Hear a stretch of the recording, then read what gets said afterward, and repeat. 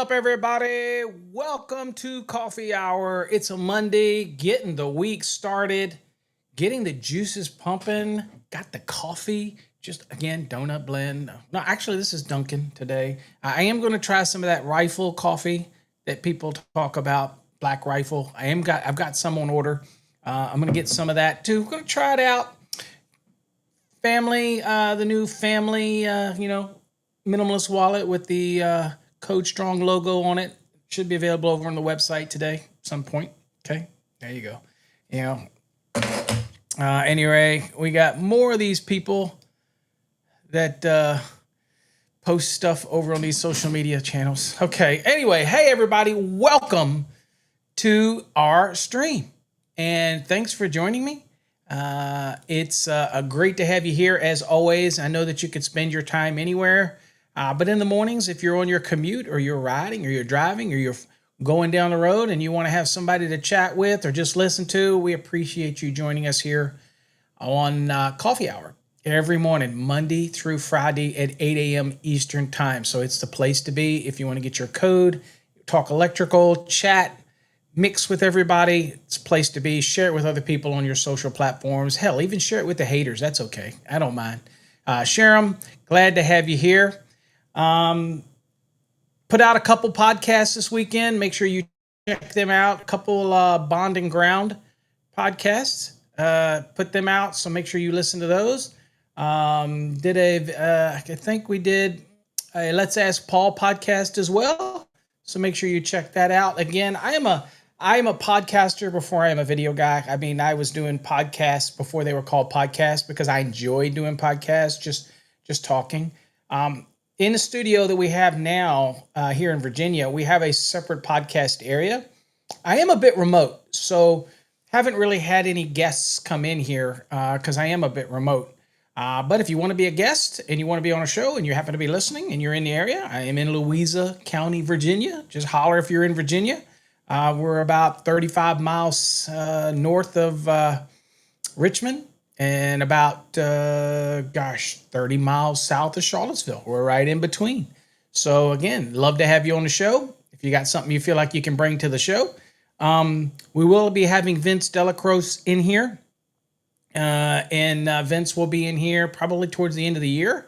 We will be recording our pool and spa series for the we didn't do one for the 2023, but we will be doing it for the 2026. So again, excited about that. Where will I be? So if you want to meet me, you want to hang out, you want to say what's up, I will be at the NFPA conference this week. I think Wednesday, Thursday, Friday, and Saturday. Saturday, I'm heading back. I'm not going to the convention thing where you run around and you meet and greet.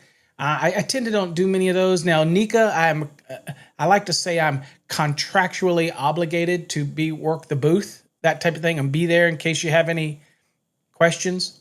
But when it comes to other shows like that, I really don't walk around and that type of things because one is I'm not a I'm not a viral YouTuber. What do you call it, where you go take pictures or take video in the field type of thing? I'm not that kind of guy. It's just not my thing. So again, and I don't believe too much in this influencer crap. So at the end of the day, if you come to the Knitmams, which is where we'll be doing the work and listening to people debate, I really have nothing I want to speak on. There's a couple things I should speak on, but for the fear that they will get me in trouble, because I know the topic, and the topic is liable to get me in trouble, liable to put me back in lawsuits. So even though they can't win, they put me in them, Only ones that win in a lawsuit is the lawyers, by the way. They're the only ones that win in a lawsuit, especially if it's a frivolous lawsuit. The only one that wins is the attorney. They always win. Regardless of which side prevails, the attorneys on both sides, they always win. So anyway, I'm not going to give them any fuel for that. But, Chris Hunter will be doing some speaking out. If everybody knows who Chris Hunter is, she's the kind of my equivalent over at Zero. So she'll be speaking out about certain things. So I encourage you to listen to Chris because she's makes a lot of sense and she's a sharp woman.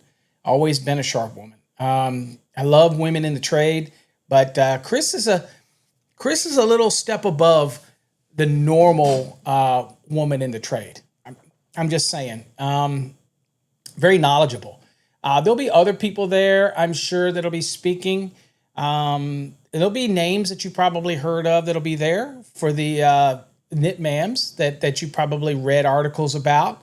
I'm sure probably if he's healthy, Fred Hartwell will be there. Fred authors the NEC handbook, not the one that the NFPA puts out, but the one that you can buy that I recommend. I don't always agree with Fred, and that's the way it is. People don't always agree, but I would agree with him 99% of the time. So he's pretty sharp on, and I'm one of those guys that like to read his commentary, that type of thing. Oh, so if you don't have it, I'll recommend it. I don't use affiliate links, and I don't make no money. I don't do that Amazon stuff. But this is his book. It's from McGraw-Hill, and it's thick. And it's really great to have in your library. So a lot of people say they collect code books. That's great. But if you had to add some kind of something to yours and you want somebody's opinion, because again, NEC is opinionated, right? But you want something that's good as a good education. Of course, our course is great to have, right? Be a member of our course and are mastering the NEC program if you're already licensed. That's great too. Have it in your pocket, okay? Self-promotion. Whoop, womp, womp. But if you want a good opinion document, and also your link or anything like that in a PA's handbook is also a good opinion. When I talk about opinions, it's always just good to have opinions from others that you respect so that you can, it doesn't mean that it changes your opinion. It just means that it helps you solidify your opinion, right? You're like, that's what I thought. And if it's not what you think, it makes you think. It makes you go, well, let me look at it from their point of view. That's the beautiful thing about the code. Everybody wants to argue over code. At the end of the day, it's either black or white or areas for discussion. Negotiation, I like to say.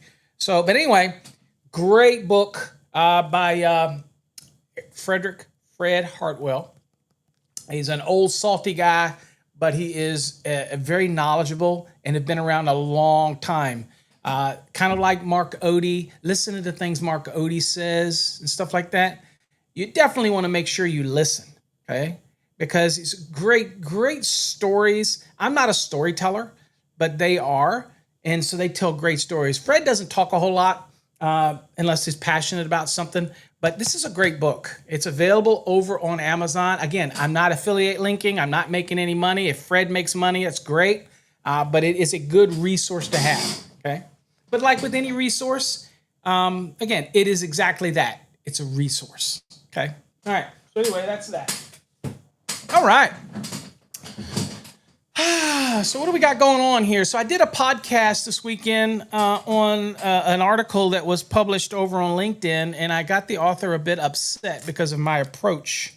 So to that author, I apologize if it bent you out of shape or rubbed you the wrong way. That wasn't my intent. In fact, I thought I went out of my way to give kudos to the article or the structure of the article, but it seemed to rub them the wrong way. So I removed their name from the article. From the podcast, but I was really paying homage to them because, again, yes, something may be wrong, but at the end of the day, it's still a good read, and I still recommended it. But he didn't like it, so I removed my comments from LinkedIn.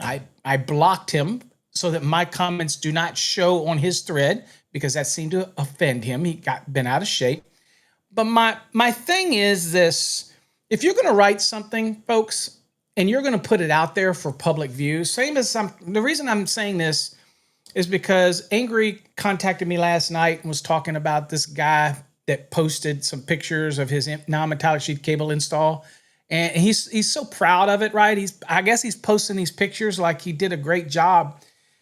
But it really wasn't a good job. And why would you post stuff like that? I mean, because once you put it out there, if you get bent out of shape because if you don't like something I say on my channels, and let me tell you this, I already know that on many of those Facebook channels, they ripped me apart for whatever reason. They don't even know me, but they hate on me.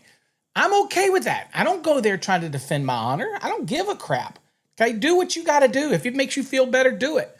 But I do feel that when you put incorrect information out there and that somebody has to correct it. Now, I don't use the same approach as Angry does. But Angry's, I mean, if you look at the whole name, it's Angry. Angry Sparky. I mean, that's just the way he is. And that's the way he puts it out there. Great guy, by the way, but that's how he does it. For me, I try to back everything up with code and explain it. Or I might say something as simple as just do better. I'm not going to get into the tit for tats on social, but if you put something out there and you put it out there, just do me a favor. Look at the image or look at it before you do it. Because if you put it out there, don't get bent out of shape if somebody quotes you in an article or does a video on you. You can't get bent out of shape. You know why? You put it out there. When I write articles over on my blogs, I have dozens of them. I encourage you to go check them out. If you disagree with something, you can leave a comment and I'll change the article. If you're right, if I'm wrong, I'll acknowledge it. Those type of things in the comment. But at the end of the day, it's all about learning, right? It's all about learning. So if you're going to go out of the way and publish something, then it's public. It's in public domain. You can't get bent out of shape if somebody corrects you or gives commentary on it. It happens every day. Well, I did this for the LinkedIn post and the dude really got bent out of shape. So I apologize if it hurt you. I thought I was very nice about it. Now the podcast is still up if you want to go listen to it. It's over on our I think it's the Bond and Ground podcast. If you'd like to go listen to it, don't go hunting for the author. It's not worth it. But again, listen to it and you'll see that. And he since corrected his article. So that's great. I mean, that's what we want, right? But please don't get bent out of shape. I don't do it anymore over on TikToks and other places. I try not to jump on people anymore because, again, it seems to bend them out of shape. But don't post something. I mean, I'm very open. If there's anything about me, I put everything out there. So if you want to comment on it, you want to flame me in another forum, now you're not going to be able to do it in my forums because I'll block you. Okay? It's just the way it is. You don't like it? I'm sorry. I'm not going to let you taint my forum, that type of thing, or whatever platform. This is not a democracy. It's a monarchy. I own them. I run them. I'm very transparent up front. Okay, tell you that. I'm not going to let you taint it. It's not free speech. I do see that a lot too. I don't like TikTok and how they block my stuff, but I'm not going to be. I'm not going to go on there and say, "What about free speech?" Free speech, because it isn't free speech. They own the platform. They can moderate whatever they want. I don't like it. I don't think they do it evenly. But at the end of the day, it's free speech. But they own the platform. So, they're not obligated to enforce free speech. They're not.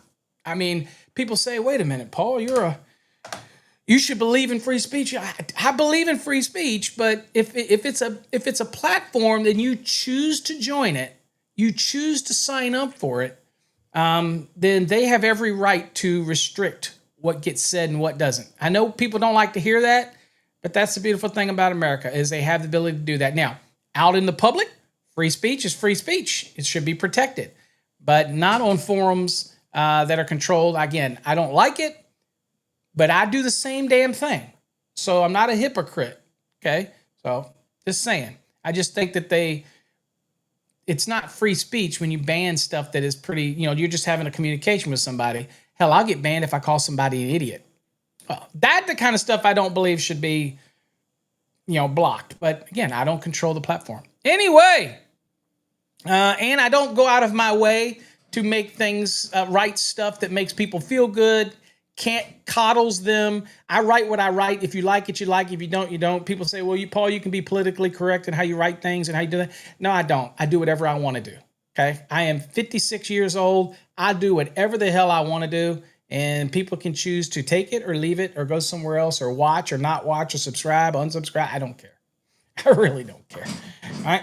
Okay? That's just the way I am. Old fogey. That's just the way I am. Let's do some shout outs real quick. As always, folks, I like when you let me know who you are, where you're from in the comments. And so I can give some love to you, let you know where you're at. Let's see here. There's Jonathan. Good morning. Glad to have you here. Adam's in the house. Good morning, Adam. Thank you for joining us, as always, here on Coffee Hour. Marlon is in the house. Marlon, let me know again. I know you posted it the other day, but email it to me what you want on your wallet so I can make sure I get it right. I think you said Master Marlon, but please email me. Let me know. Guys, also, I'll remind you, if you order any of our products that are engravable, okay, let us know what you want. In the comments when you're ordering at checkout, you'll have a little comment box. In that comment box, let us know what you want engraved on it. Hell, I'll just about engrave anything you want on there, but you got to let me know, okay? So I know exactly what to put on there.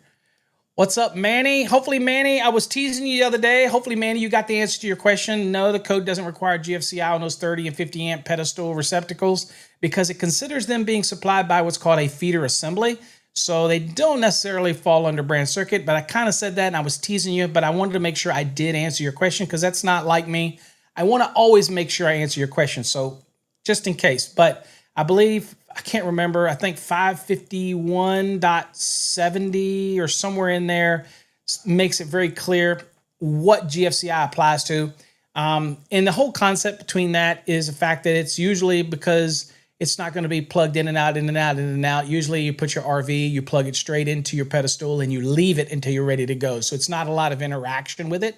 You're not going to be using power tools. And usually the mobile home, or the RV will have the other GFCI requirements for the RV that's going to pick up that interaction between you and different appliances and stuff. So that's typically the reason. And it's going to be basically because you have an attachment plug into the RV pedestal. It's not going to be in and out, in and out, in and out, in and out, unlike any service receptacles that may be on the pedestal, which would be GFCI protected. So I just want to make sure, Manny, that I covered that because sometimes I get on a roll and I don't cover things as well as somebody would want, and that's the whole premise of the show.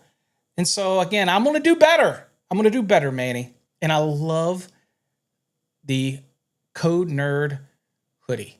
I'm just saying. All right. What's up, Seattle? I might be saying that right now. Seattle. I know it's not Ski-addle. I'm thinking maybe Seattle. Okay.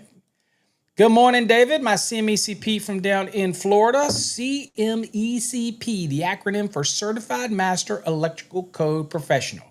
David earned that title. He went through the program. Okay. What's up, Santana? Good morning. Hashtag win. Got your coffee going. Let's go. Let's see here. Mitch.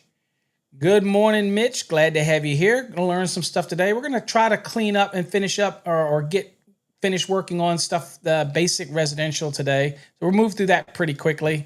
Brandon, what's up? Glad to have you here. As always, keep studying, keep working. You'll get it. Don't get discouraged. What's up, High Voltage Hands? Good morning. Angel is in the house. I am doing good, my friend. Glad to have you here watching over on the YouTube channel. Oh, by the way, we are so streaming on Kick now. So kick.com/Master the NEC. It's a streamer channel. I am not a streamer. a gamer. I have a PlayStation 5. I used to play Call of Duty, but after being killed every 30 seconds, I got tired of that. So I'm looking for some other game that might be interesting. But again, I'm out of that. Oh, other news. You remember I talked about faster speeds so that we can interact more cameras? I got notice, and they marked the ground outside, that we may get the fiber optic into studio in the next week or two. And if that's the case, then we can have additional cameras because it's the bandwidth that we struggle with this Starlink. But once we get that, we won't have that issue, and I can have multiple cameras to multiple areas of the room. And then we can have the podcast area and everything integrated. And so that's good news, right? Just a little change, something new to the show, that type of thing. And we can bring in more guests because the bandwidth won't be restricted. Yes, Starlink and where we're at, it's a great service, but it does restrict the upload. So again, trying to be because I found that, y'all remember where things would freeze up?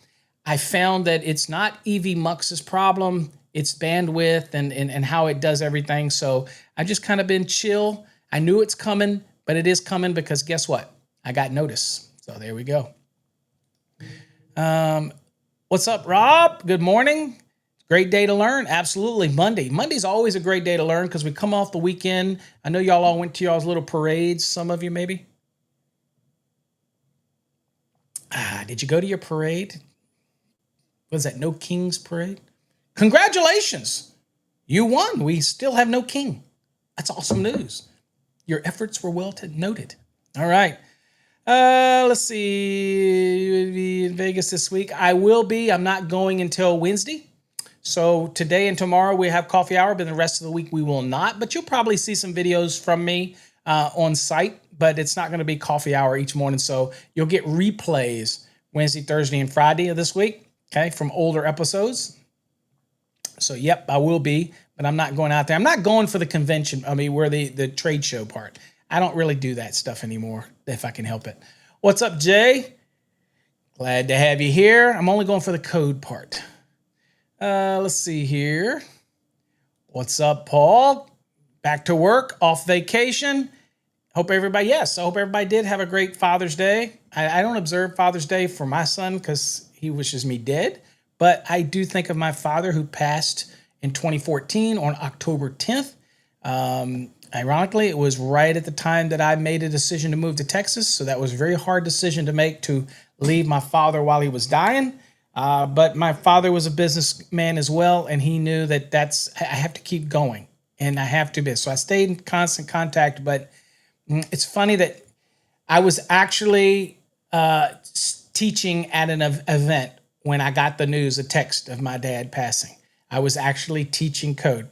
And it is weird because the day that my mom died, I was back there taking care of her, but I was down in the basement doing a live stream while I put her in a good position. She had been had her medication. She was up there. My brothers were there. I was like, okay, I got to do this webinar that I had scheduled for calculations. So I went down and did like 4 hours or whatever it was of a webinar. The day that she passed, and my brother came down, and because I was doing the meds and I was taking care of her, he said, she's acting funny. And I knew that when her meds wore off, she got really antsy. And they said that it's been 4 hours and she's not antsy yet. And I was like, uh-oh, something's wrong. And that's when I went up there. And when I did, it was within an hour that she passed, right in our hands. So I was there for that too. But it's funny not funny, but how electrical, it always seems that what I do as a profession, I must do it all the time. I must be so immersed in this field that even when my parents passed, I was either on the road teaching or was just finishing a seminar or something like that. So that type of thing is what it is. Let's see here. High Voltage Hands says, been on the road the last 2 weeks. I did have time to tune in. I didn't have time to tune in as we started when you go live. Denver was nice. Now I'm back to the dreadful California. You have my condolences. But stay safe. Maybe the rioting's all done now. They've made their point. Hopefully they haven't burnt down the entire city. What's up, AJ? The only thing about the electricians look at is like if you burn it down, they were going to get paid to rebuild it. So, that's why wars is so profitable. Because when things get tore up, they know that's got to be rebuilt. And then all the construction industries just make some money. So that's why after wars, you have this sudden boom, economic boom, like after World War II and everything, is because of the rebuilding and all the stuff that gets done. And, so anyway, let's see here. What's up, Erie? Glad to have you here. Robert down in San Antonio. Robert, glad to have you here. Welcome. Adrian, glad to have you here, Adrian, from Houston. We have a lot of Houston here. What is up, Edward? I got your order for your minimalist wallet, my friend. Please let me know what you want on it. Do you just want your name on it? I sent you an email, or through our system, I sent you something. Email me. Let me know what you want on your wallet. If you just want your name, but I want to make sure that we get exactly what you want on it. Some people get their name. I only use a minimum wallets now. It's not just because I sell these. This is all I use. I put my money in the clip, and I keep my credit cards and licenses and everything in here, and it goes in my front pocket. Why? Because I got sciatic nerve, and I don't like anything in my back pockets, and it's just safer for me, and it's always there, and I love it. So it's not self-promotion for wallets. I'm just saying I use what I sell, that type of thing. So let me know. Provident Power, good morning. Glad to have you here. Red Dog. Woo, woo, woo, woo. Good Big morning. dog. Watching live from California. Heading on to work. Case of the Mondays. Yep. Lift it up. It's Monday, man. Look at what you got ahead of you. You got a whole week of goodness. Whole week of electrical. Just think about it. That should get you excited. Okay. What's up, Mike? Alex? Good morning, everyone. Happy late Father's Day. Still waiting for you to get that Alex from the Outdoors handle over on YouTube. I'm just saying. What's up, you soul? This must be an alternative universe. I actually cracked open my calculations book. There you go. Hashtag master electrician. What's up, Greg? Glad to have you here watching over on the tube. There you go. Adam says that handbook is now available for $85 over on Amazon. Check it out. Fred Hartwell does a great job. What's up, Peter? Glad to have you. Good morning. Hashtag win. Angel joining us over on Facebook. I am doing good today, my friend. Thank you for joining. What's up, David? Thank you, David. Glad to have you here. Good morning. Let's see here. What do we got? Charles. Good morning, Charles. Okay. Thank you. David says, yeah, text has a way of coming across differently in the mood and attitude truly is. Yep. You know what? Us old guys, we don't really care anymore, though, do we, David? If he doesn't want to learn and I don't want to teach him, I just like, okay, see ya. Take it personally if you want. That's what I'm saying. Providence, is that Kyle? Provident Power? Kyle? Is that your name there? Welcome, Kyle. Glad to have you here. Who we got here? Terrence, up from D.C., Maryland, Virginia area. My neighboring contractor. Welcome. Glad to have you here. Let's see. AJ's down in DFW. Tara says, good morning from Joe Wheeler Lake. Dude, I wish, ma'am, I wish I was out on that lake. I just got notice that I think my boat will be serviced today. Had to get the lower oil changed, the upper spark plugs changed. I know I could have done it myself, but I'm lazy. And getting everything tuned up so that we don't get stranded out on the lake since I moved it from Texas back to Virginia. So should let me know. I don't want to look at the bill, but it's all good. It means I can get out on the lake. That's, there you go. You're our code father. Yes, unlike Godfather, I'm the code father. There you go. Cool. Marlon says, yes, that's correct. So I think you mean Master Marlon, if that's what you mean, Marlon. What's up, Pedro? Glad to have you here. Welcome. Again, good morning. Wow, a lot of you here this morning. Van Man, good morning. Glad to have you here. Driving into work. There you go. Rob, good morning. Glad to have you here. All right, let's get into the lesson today. And if you're here, keep shouting out. We'd love to have you here. Let us know who you are, where you're from, and I will shout you out. Okay, so we're back talking about dwelling things. Just a low-hanging fruit to remember. Kitchens, dining rooms, breakfast rooms, all the wall and countertop receptacles in those areas are going to be supplied by that, small appliance brand circuit. Again, we're following up part 2 of what we did on Friday last week. So make sure if you missed it, you go back and you watch part 1 to build on this. Okay? And of course, you can always, this is another thing. If you don't like the intros, people that watch these say, Paul, you spend 20 minutes saying hey to everybody. I enjoy saying hey. That's why I'm here. I enjoy saying hey. But you always can just speed through it. Whatever platform you're on, you can just drag the thing 20 minutes in, 25 minutes in, and you can get to the lesson if you want. It's up to you. That's why you get to do it. But if you come to the live, you're just going to have to deal with it. Okay? All right. Because I appreciate everybody that joins me. That's why I do it. Okay.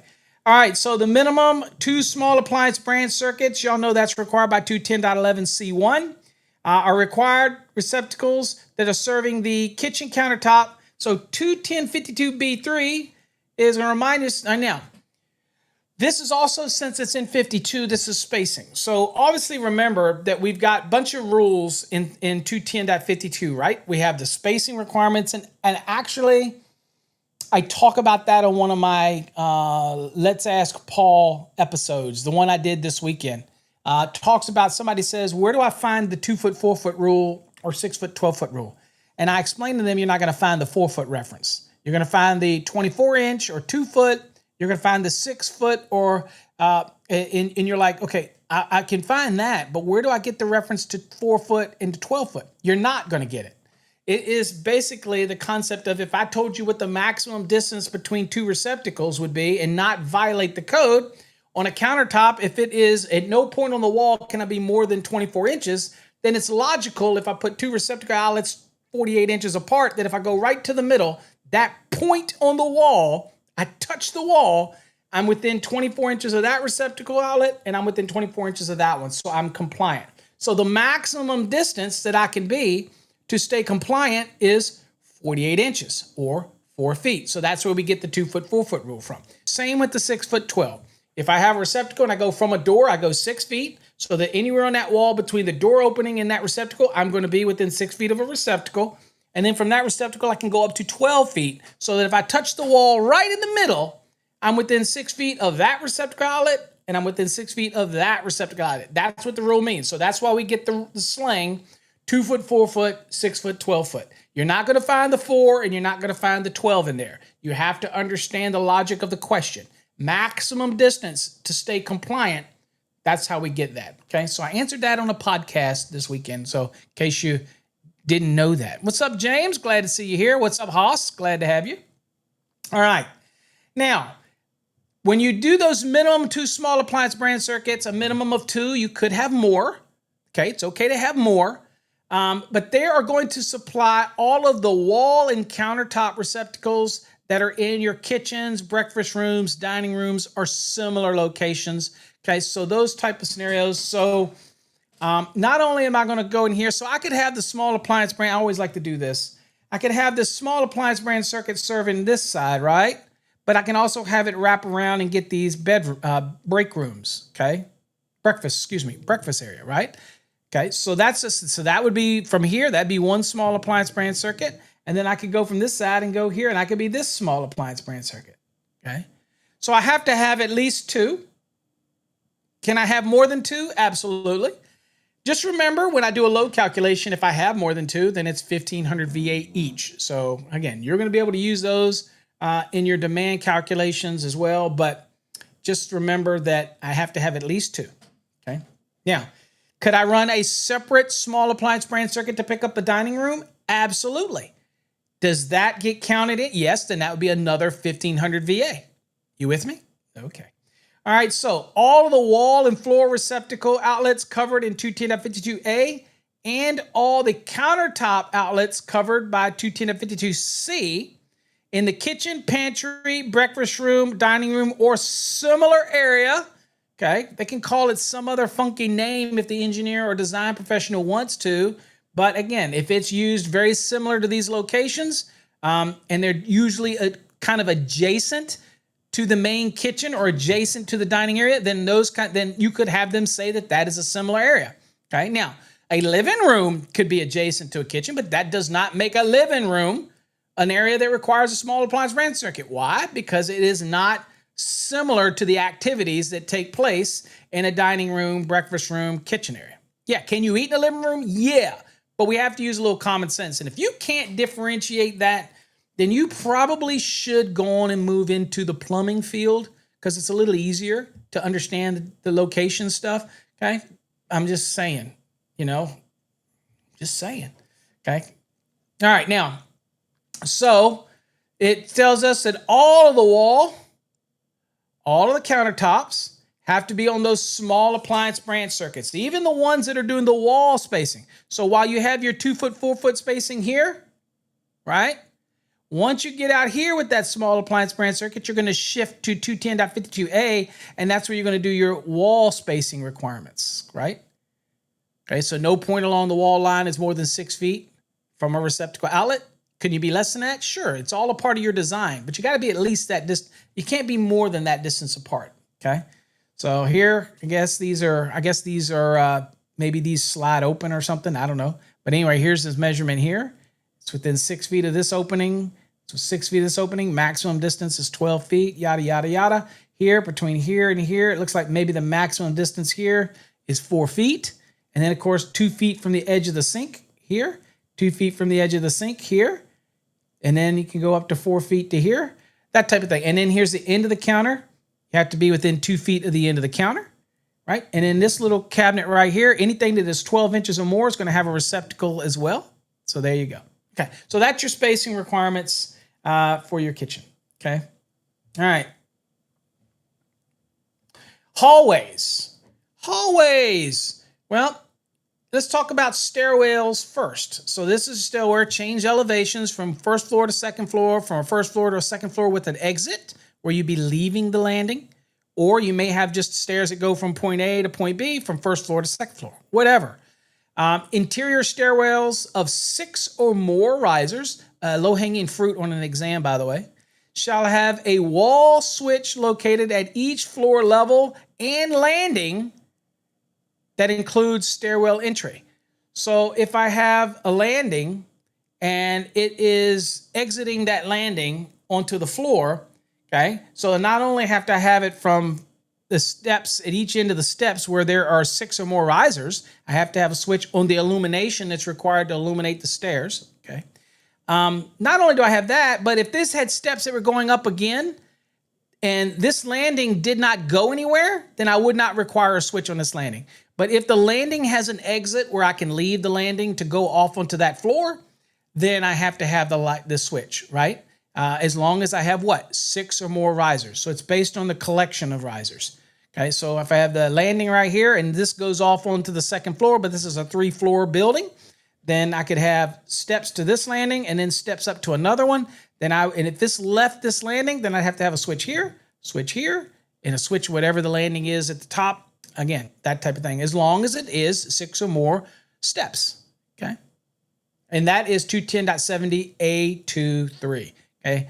Again, as we do in the Fast Tracks program all the time, when you see code references in the program, if you're in our program, if you want more information on our program, the URL is up there, fasttracksystem.com. Go watch the demo. You'll see great graphics, illustrations. If you get the enhanced program, you also get access to Fast Tracks Tube, where you can watch certain videos on certain topics. But at the end of the day, always in our program or whatever program you use, stop and go read the code references when you're working in the program.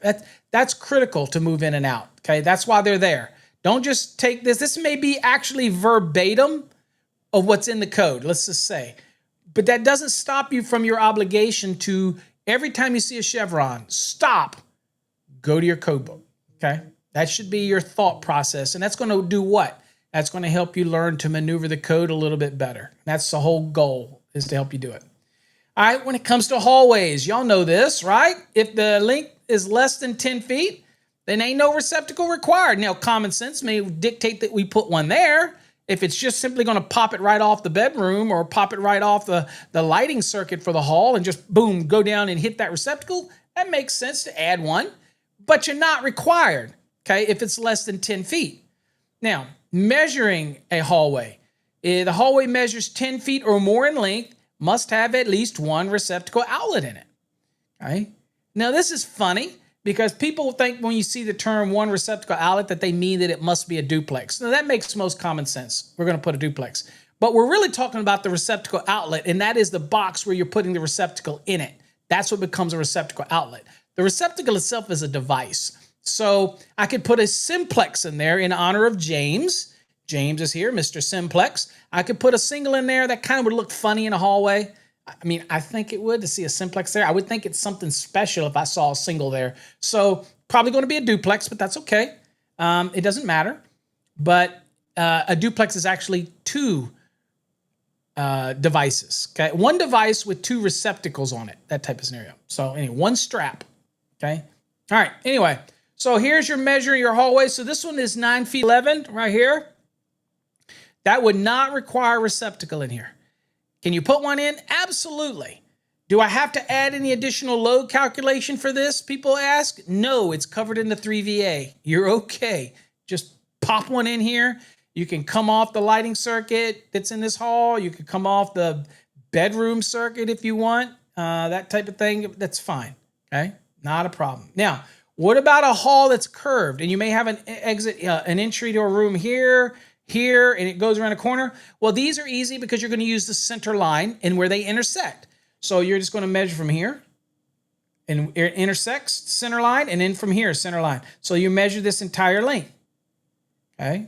So in this case, this is 6 and this is 3. So 6, 7, 8, 9, and then 6 and 6. So that is 12. So this is going to be over 10 feet. Okay, well, it's over 10 feet, okay? So, well, it's at least 10 feet. Let's put it that way. So I have 6, 79, and then 6 and 6 is 10. So this would require 10 feet or more, would require a receptacle outlet. So boom, they put it right here. You could put it over here. You could put it over here. You could put it down here. You could put it over here. It doesn't matter. It doesn't matter as long as you have one in here. And basically, this is a convenient receptacle to encourage us to things like for vacuum cleaners. In my case, it'd be like a night light that my wife would put in the hallway or something like that. Interesting thing, in my house that I have now, I have no hallways. The way the house is designed, I don't really have anything that would constitute a hallway in this whole entire house. Isn't that interesting? It's a very open floor plan. And again, as we get older, I'm thankful of a more open floor plan. I don't care much for long hallways and long corridors and things like that. But now you know how to apply it. Now, if the length is 10 feet or more, again, that receptacle is required. Okay, not required here, but probably prudent to put one in. And for all of you out there that say, Paul, I never do code. I always go above code. Okay, well, this is for you. Put that receptacle outlet there because you always go above the code minimums. Whoop, whoop, whoop. Hold on, let me give you that real quick.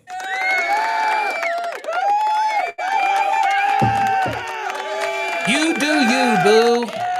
All right. Luminaires, types that are not permitted in closed closets. Okay, just the low-hanging fruit stuff to remember, especially on an exam. Remember these code references, right? It says pendant luminaires or lamp holders, 410.16c. So you can't have this type of pendant, and you can't have a lamp holder, right? It's going to have an open lamp, okay, or a light bulb, if you will. Okay, make Thomas Edison very happy. Call it a light bulb, but it is a lamp, by the way. And if you look at his patent, he does call it a lamp, right? Let's see. Val says, so you add a receptacle that's less than 10 feet, no count another 1500 VA. I don't know where you're confused. Why would you use 1500 VA? That was 1500 VA when we were doing small appliance brand circuits. That's a hallway. Hallway is not covered in the requirements for any 1500 VA. It's not found under 210.11C1 or C2 or C3 or C4, by the way. It's just another receptacle. Again, that's another thing that got asked on a, great that you should bring that up. People says, does the NEC require you to use 180 VA per receptacle, even though it's a dwelling? And the answer to that is no, it does not. Okay, if they are general use receptacles, and even if you're adding additional ones, like maybe a receptacle in the attic, and you're coming off of a general use branch circuit, a bedroom would be a general use branch circuit. If you're coming off of that, or the lighting, general use lighting and general illumination, you're coming off to add or that's already covered in the 3 VA per square foot. You don't have to add anything additional to it, okay? That's why we do an unfinished basement. We still, since it can be adaptable for future use, we have to account for that square footage. Why? Because it gives you that extra 3 VA per square foot for that area, and that's going to cover the general illumination and the general receptacles in that area if people plan to finish it off at a future date, right? So yeah, if you're adding some extra receptacles somewhere and you're coming off the general use branch circuit, no, you don't have to add any other additional VA to it. It's already in the 3 VA per square foot. Does that answer your question, Van? Hopefully it does. All right, so pendant luminaires or lamp holders, not allowed in closed closets. Okay, now incandescent luminaires with open or partially enclosed lamp holders are not allowed in there. Okay, so I can't have pendants. Got it. Can't have lamp holders. Got it. Can't have incandescent luminaires that have an open, and some of these may have it's got like a canopy on it, but you still see the lamps. That's not going to work. I know people do it, and I've seen it. That's not going to work because they are partially enclosed or open, okay? And if they're incandescent, it's not going to work. If the luminaire is designed to hold incandescent, just because you may screw in some fluorescent or CFLs or something like that, or LEDs in it, it does not change the intent of that luminaire, and somebody could come along and put an incandescent. So when you buy something that's going to go in a closet, it's either listed for closet application or it's going to be something that is totally enclosed, okay? There you go. So again, I do not understand why this is the platform kick that has all of these people who want to share stuff. I don't understand. I'm not trying to gain followers over on Kick. I'm not a gamer. I don't understand why people do that. Anyway, I guess it's the nature of that platform. I may or may not get rid of Kick if I start getting a bunch of these things. Okay. All right. Anyway, let's go here. All right. What's up, Edgar? Welcome. All right. So let's go here. All right. Okay. So what types are permitted in a closed closet? All right. So again, you're saying, I get it, Paul. You tell me what can't be in there. But now let's talk about what can be in there. If you have any questions also, please put them in the comments. Let me know. Again, I don't stream to Instagram anymore in case people wondered. So luminaires that can go in closed closets. Well, I can put recessed incandescent or light emitting diode LEDs. Okay. I can put those in there within a completely enclosed light source. All right, 410 So yes, I can have incandescents in there, but they're recessed and they have to have a lens on it or a cover on it. So it has to be completely enclosed. Okay, I can do that. That's not a problem. What about surface mounted incandescent? I don't know that anybody's buying those anymore. Maybe they are. They're probably still out there. Yeah, in fact, I know they are because you can still get them with you screw in the incandescent lamps in them. I know we said that they were going to be stopped making them, but they seem to be still very much available. So I don't know what's up with that. But anyway, so I can do a surface mounted incandescent. That'd be like this here, right? And an LED. I can do an LED type as well with a completely enclosed light source. So here you see it's got a lens cover. It goes on it. It's surface mounted. I'm okay with that too. By the way, please note these code references because if you're studying, that you can remember, okay, I'm dealing with a closed closet. Oh, and by the way, we have a great interactive video over on Fast Tracks Tube that talks about closed closet luminaires. It's an interactive. It's one of our interactive. It's the first one that we did. It's available on Fast Tracks Tube. Go check it out. It's kind of you answer questions as you go. Surface mounted fluorescent luminaires. Absolutely. So here's a surface mounted fluorescent luminaire. I don't even know how many of these are really being used today, okay? That type of stuff. We haven't gotten into spacing yet, man. So here is the surface mounting. Yep. And then you can have recessed fluorescent luminaires, much like this right here. Check that out. Okay. What's up, Cray? Glad to have you here. All right, spacing. So let's talk a little bit about the spacing that goes into that closet. Speak of the devil, Van Man, we'll talk about spacing. So it says the depth of the closet space above either, okay, wait a minute. The depth of the closet storage space above either 6 feet or to the highest clothes hanging rod, if you don't have a shelf, by the way, is 12 inches or the width of the shelf, whichever is greater, okay? And I think we have a picture of that, okay? The NEC also has a great picture of that. Okay, so what this is saying is that if you have a closet and you have shelving, if you don't have shelving and you have clothes hangers, then the measurement, again, that space for storage above it is going to be what? It's going to be 12 inches minimum up. However, you could have a shelf that is actually around there above the clothes, around the clothes hangers above the clothes hanging area. And that would be whatever the width of the shelf is, okay? Whichever is greater. So a minimum of 12 inches, right? Because somebody could put a shelf there, even if there isn't one there, okay? Makes sense. Somebody come in and stick a shelf there, okay? But we have to have either the width of the shelf or 12 inches, whichever is greater. Now, again, we can't dictate what somebody does later. They could come in and put some freaky shelf in there. But again, we do have at least minimums we have to follow. And this is a rule that's going to guard the space regardless of whether a shelf there is not. And I'll show you an example of that. Now, the dimensions. And then we're going to go look at the NEC because the NEC's really got a better graphic, I think, when it shows these dimensions. So we'll go look at the NEC. But the closet storage space extends up from the floor to a height of 6 feet. Okay, so it goes from the floor. Good morning, Frank. Glad to have you here. Up 6 feet, okay? Or to the height of the closet rod, okay? All right. Now, so this storage space around your closet encompasses everything from when you enter into the door, everything around it. It's going to go from the floor up to 6 feet or to the clothes hanging rod, okay, to the highest clothes rod, okay? All right, we got it.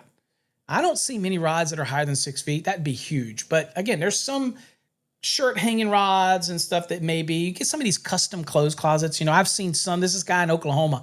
This clothes closet is amazing. And I'm like, dude, I never have enough clothes to ever fill that thing, but it's amazing. Now, the depth of the clothes storage space is 24 inches. So picture this in your mind. You're going into a closet. Maybe it's the same size as this picture you see of me right here. Okay, and the door is right here. So this part of the clothes closet right here, this is going to go up 6 feet or to the highest clothes hanging rod, and it's going to come out 24 inches. So you've got this little space right here in the middle where my head is. Okay, that is your space. Okay, so that is your storage space around. Now, above that space is where you have to have the width of the shelf or 12 inches if you don't have a shelf there. Makes sense? But we'll look at it in a graphic, okay? Now, the closet storage space extends up from the floor to a height of 6 feet or to the highest hanging rod. In case that's redundant, we said that up here, so it's basically the same language right here. Let's go look at the code really quick and see, just kind of see it in practice. And there is a better, we have a graphic, but I really like the NFPA's graphic because it's just simplified. So let's go right here. So right here, I like this. So see what I said? Remember that little picture? Remember I'm talking about? Right here. So here's where the door you come in. Oops. Here's where the door you come in, right? And then you have, I'm sorry for the view. You know what? Let's go to the bigger view. Makes it a little easier. Here we go. So I have 24 inches out. This is just a standard closet. You're walking in from this angle. So you go 24 inches out all the way around. It kind of cocoons, if you will, around the space. And it goes 24 inches and it goes up to 6 feet or the height of the highest rod, right? And that creates this little space around it that's 24 inches out. And it wraps all the way around your closet space. And then from the shelf, it goes 12 inches or the width of the shelf up to the ceiling. Okay, so this means if I don't have a shelf there, it's still, to create the area where we can put the luminaire, then we have to at least assume 12 inches, even if the shelf wasn't there.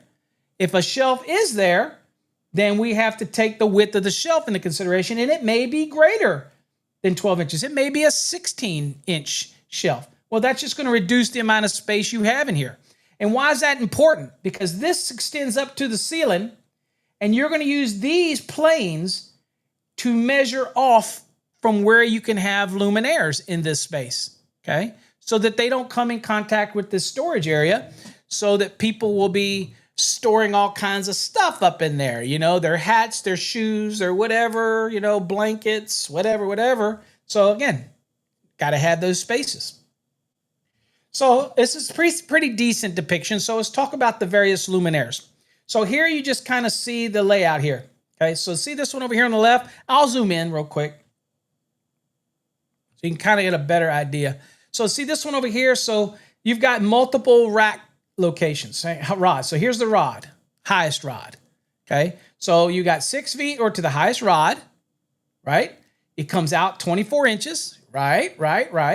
This does have a shelf, so it's going to be the width of the shelf up to the ceiling, okay? So this is going to be at least 12 inches or the width of the shelf, but this looks like to me right here that this is, let's just say this is 12 inches, okay? Because it looks like it's half of the 24, so we'll just go with that. So that is your storage space. So imagine this wraps all the way around your closet.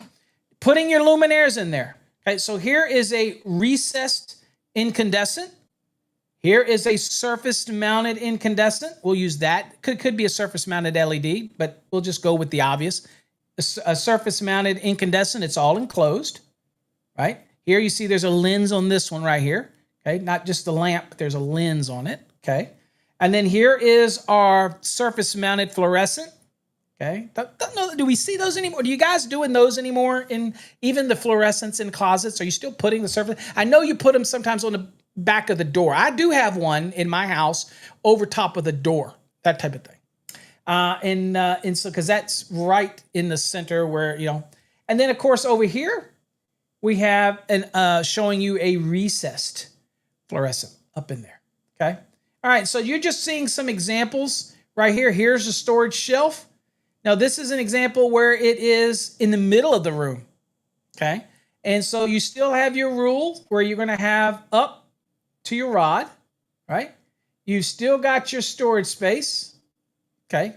Didn't change. You still have your storage space, okay? And then above it, you have your shelf. And of course, what does it say? It says the shelf is 12 inches or the width, whichever is greater. So this example is one, and I'm not sure how they do it, but this is kind of floating out in the room here. And so again, that's the width of the shelf. And then you measure from that plane. And that's where that luminaire can go. And that's the closest. Okay, so let's look at those. All right, so surface mounted fluorescent luminaires, that'd be like this right here, shall have a minimum 6 inches clearance between the luminaire and the nearest point of the closed storage space. And we just saw how we designed that space. Okay, so here it is right here. Right there. So that is 6 inches. Right there. Okay, can y'all see it? Right there. 6 inches. Okay. Notice it's 6 inches from the lamp, not the deflector, from the lamp. Okay, measure. Boom, right there. All right, make sense? Okay, that is 410.16D2. Next, surface mounted incandescents or LED. Okay, so that would be here, right? So this is a surface mount right here. Whether it's an incandescent, it's all enclosed, right? Our surface, so there we go. And so this says surface mounted incandescents or LED luminaires with a completely enclosed light source shall have a minimum of 12 inches clearance between the luminaire and the nearest point of the closet storage space. Okay, so right here, looks to me like this distance is the same as this distance, which looks like it's this distance. So this looks like this is 12 inches. Okay, so there you go. Right there from the edge. Okay, can't get to the lamp, so you'd measure this from the outer profile of the luminaire. These you can get to the lamp. These you cannot. Makes sense? All right, and so that's those two. All right, let's go on.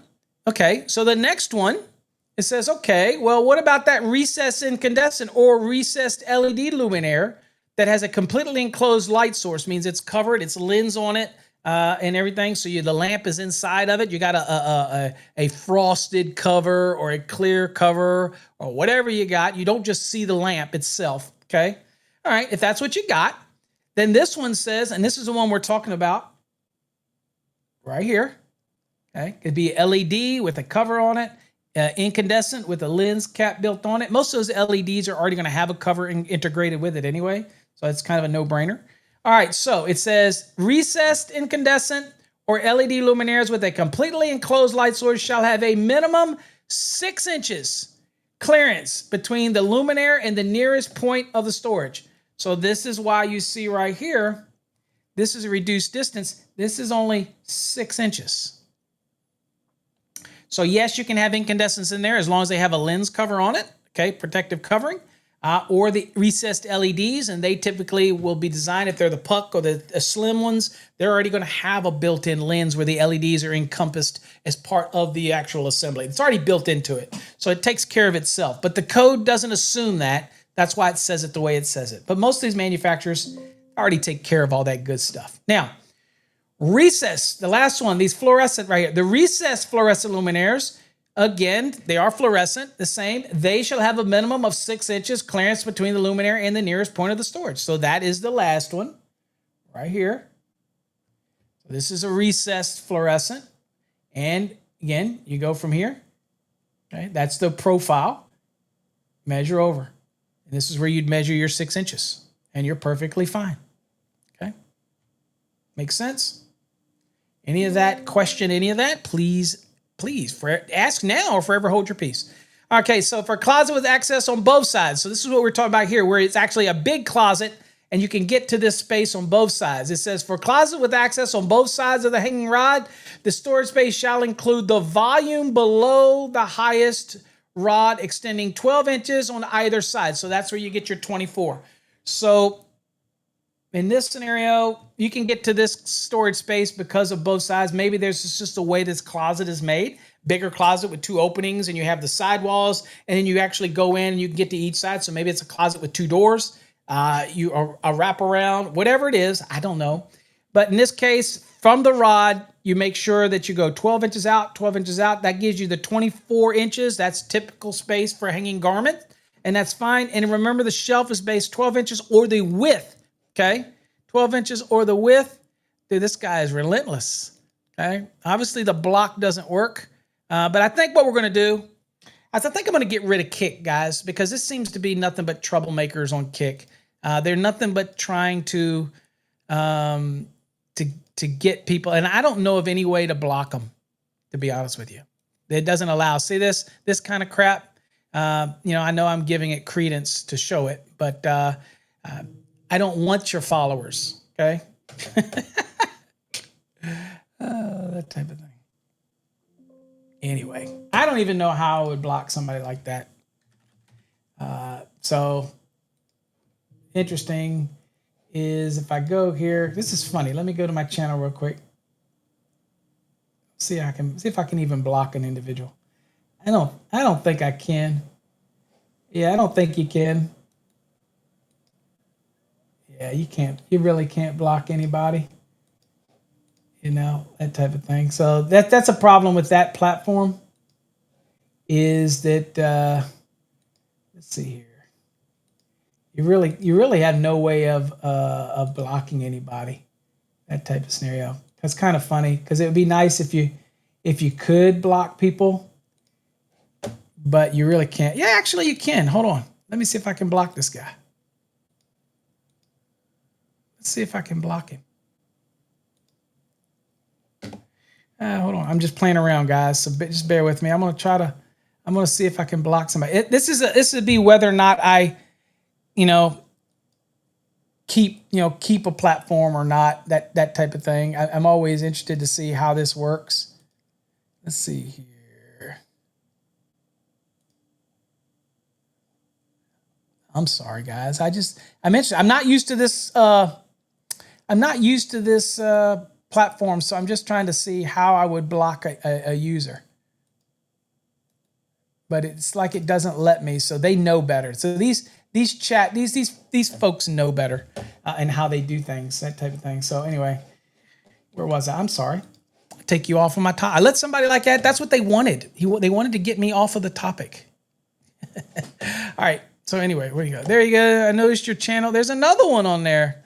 Wow. Incredible. Okay, so folks, what we're going to do is we're not going to use Kick anymore. Other platforms I can kill people and block people. So obviously I can on that platform. So we'll get rid of that platform, Kick, that type of thing. All right. So anyway, let's see this. So for a closet with access on both sides, again, just make sure you realize you're still going to have your 24 inches. You still got your 6 feet or to the height of the highest rod. Okay. And then, of course, your shelf is at least 12 inches. Unless there's a shelf there, then it has to be whatever the width of the shelf is. And it's clear all the way up to the ceiling, right? What's up, Dave? What's up, Sparky? I see you in here. Okay. Bathrooms. Let's talk bathrooms. Okay. So now you're wiring those bathrooms. Okay. Closets, we handled it. Hallways, we handled it. General receptacle layouts in kitchen, we handled it. Countertop, we handled that in the last episode. What about the bathroom? Well, all 125 volt through 250 volt receptacles installed in these locations specified in 210.8A1 through A12 and supplied by single phase brand circuits rated 150 volts or less to ground. That's going to be all your typical 120, 240 volt applications. Okay. For as far as the branch circuits that you're running. Shall have ground fault circuit interrupter protection, 210.8A. Okay, so A is dwellings. Now, we're not in commercial. Even though in 210.8B is still going to require, if you put receptacles in a bathroom, commercial bathroom, for example, they got to be GFCI protected. But here it's very clear in a dwelling, GFCI protection. Okay, now Bathrooms are, again, listed in 210.8A1. It's the very first one you get to. So any receptacle that you install in there has to be GFCI protected. So maybe I'm installing the receptacles that are serving the countertop, GFCI protected.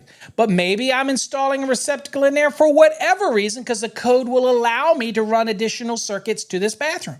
If it's a receptacle, it's got to be GFCI protected. Now, somebody said to me, well, what if it's a hydro massage bathtub that has a motor that is cord and plug underneath the hydro massage bathtub? Well, that already has rules in 680 that's going to require GFCI protection, right? But it is a receptacle in a bathroom, so it's, again, would be still required to be GFCI protected. The other question that people say, well, what if I have a dedicated circuit, say a 15 amp circuit in this bathroom running to a bidet? The answer is, doesn't matter. It's a receptacle that's in the bathroom, so it's got to be GFCI protected. It's a no-brainer, okay? It's a no bueno. Let's see. Okay, so bathrooms. What is a bathroom?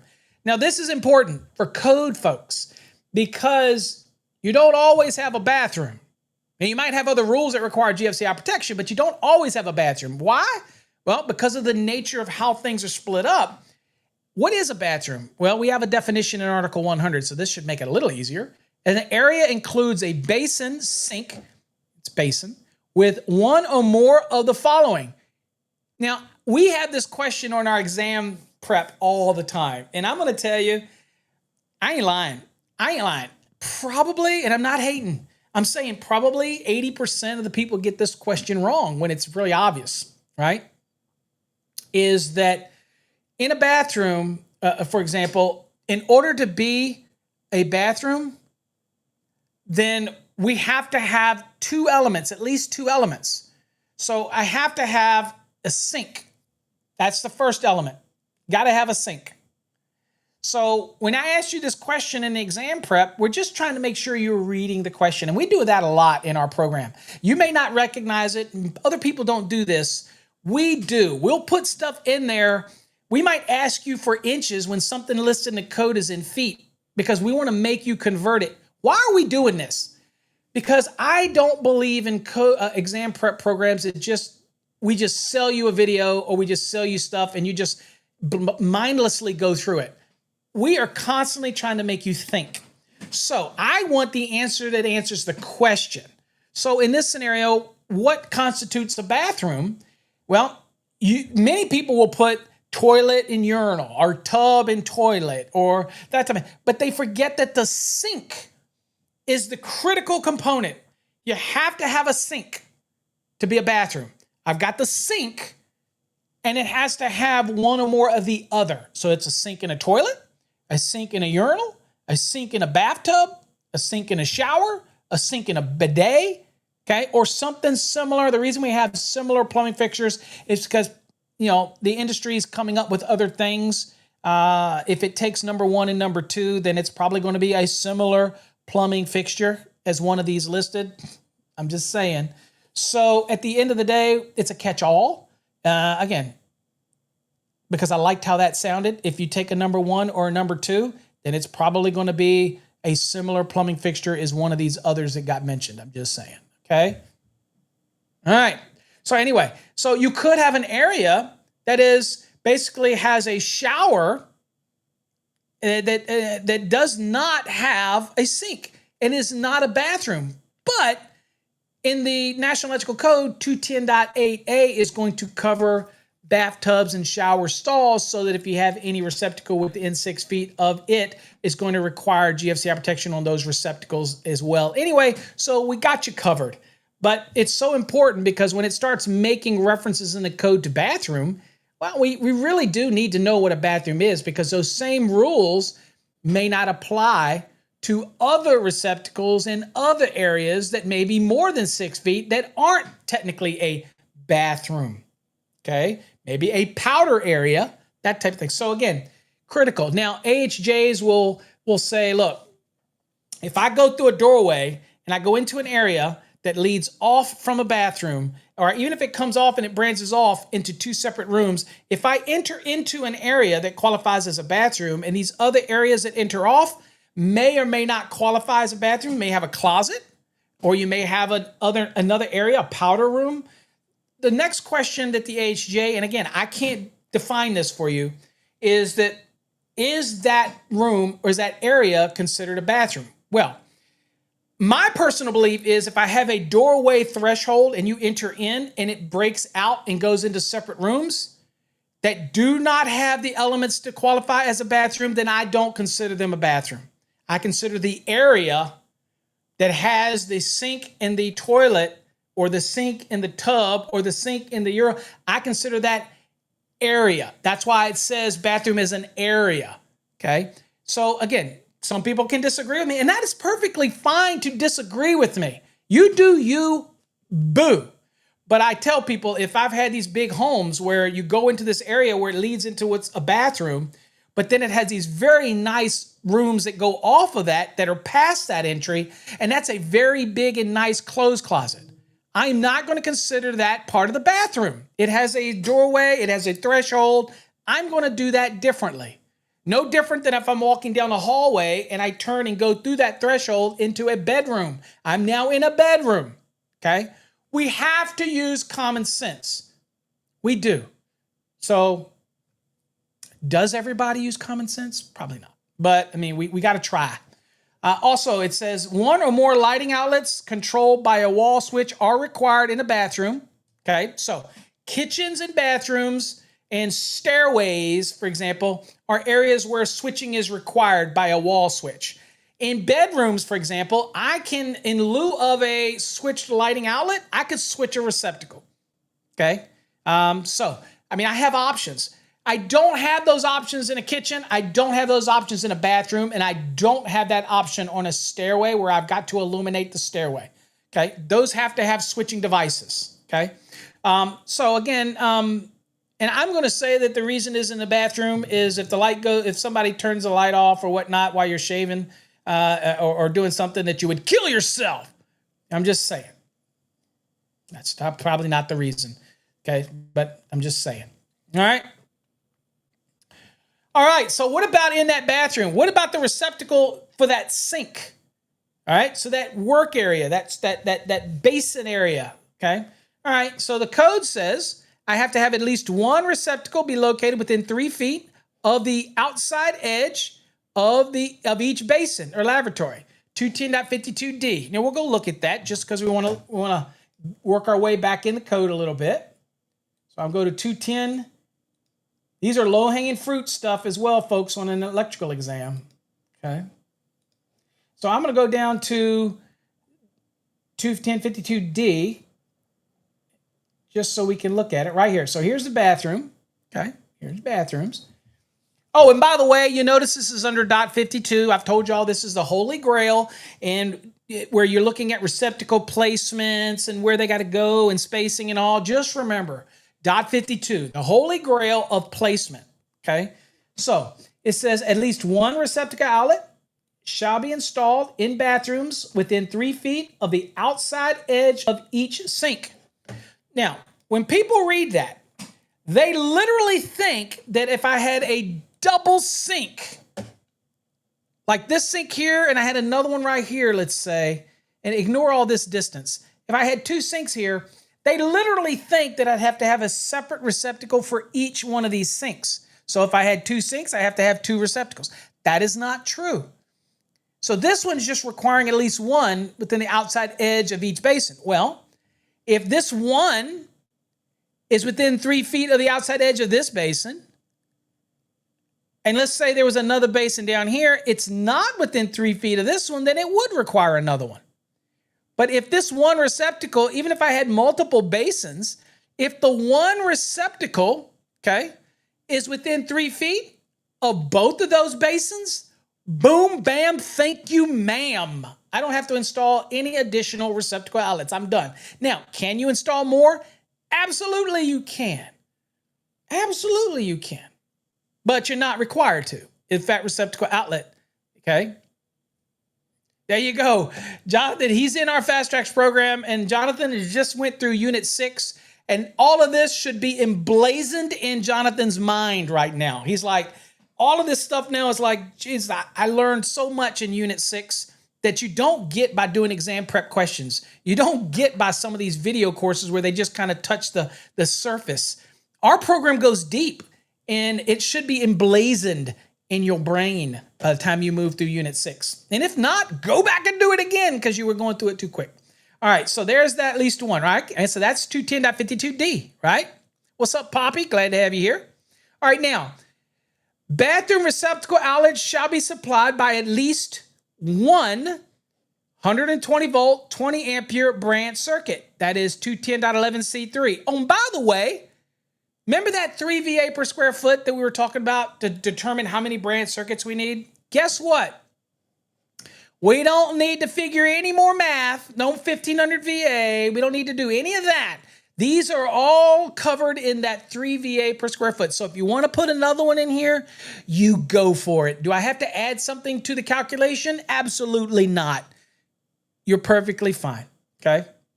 It's still fine, not an issue, because it's encompassed in the 3 VA per square foot. All right, so anyway, so there's your bathroom. Now, can I use a 15 amp circuit for this receptacle? Absolutely not.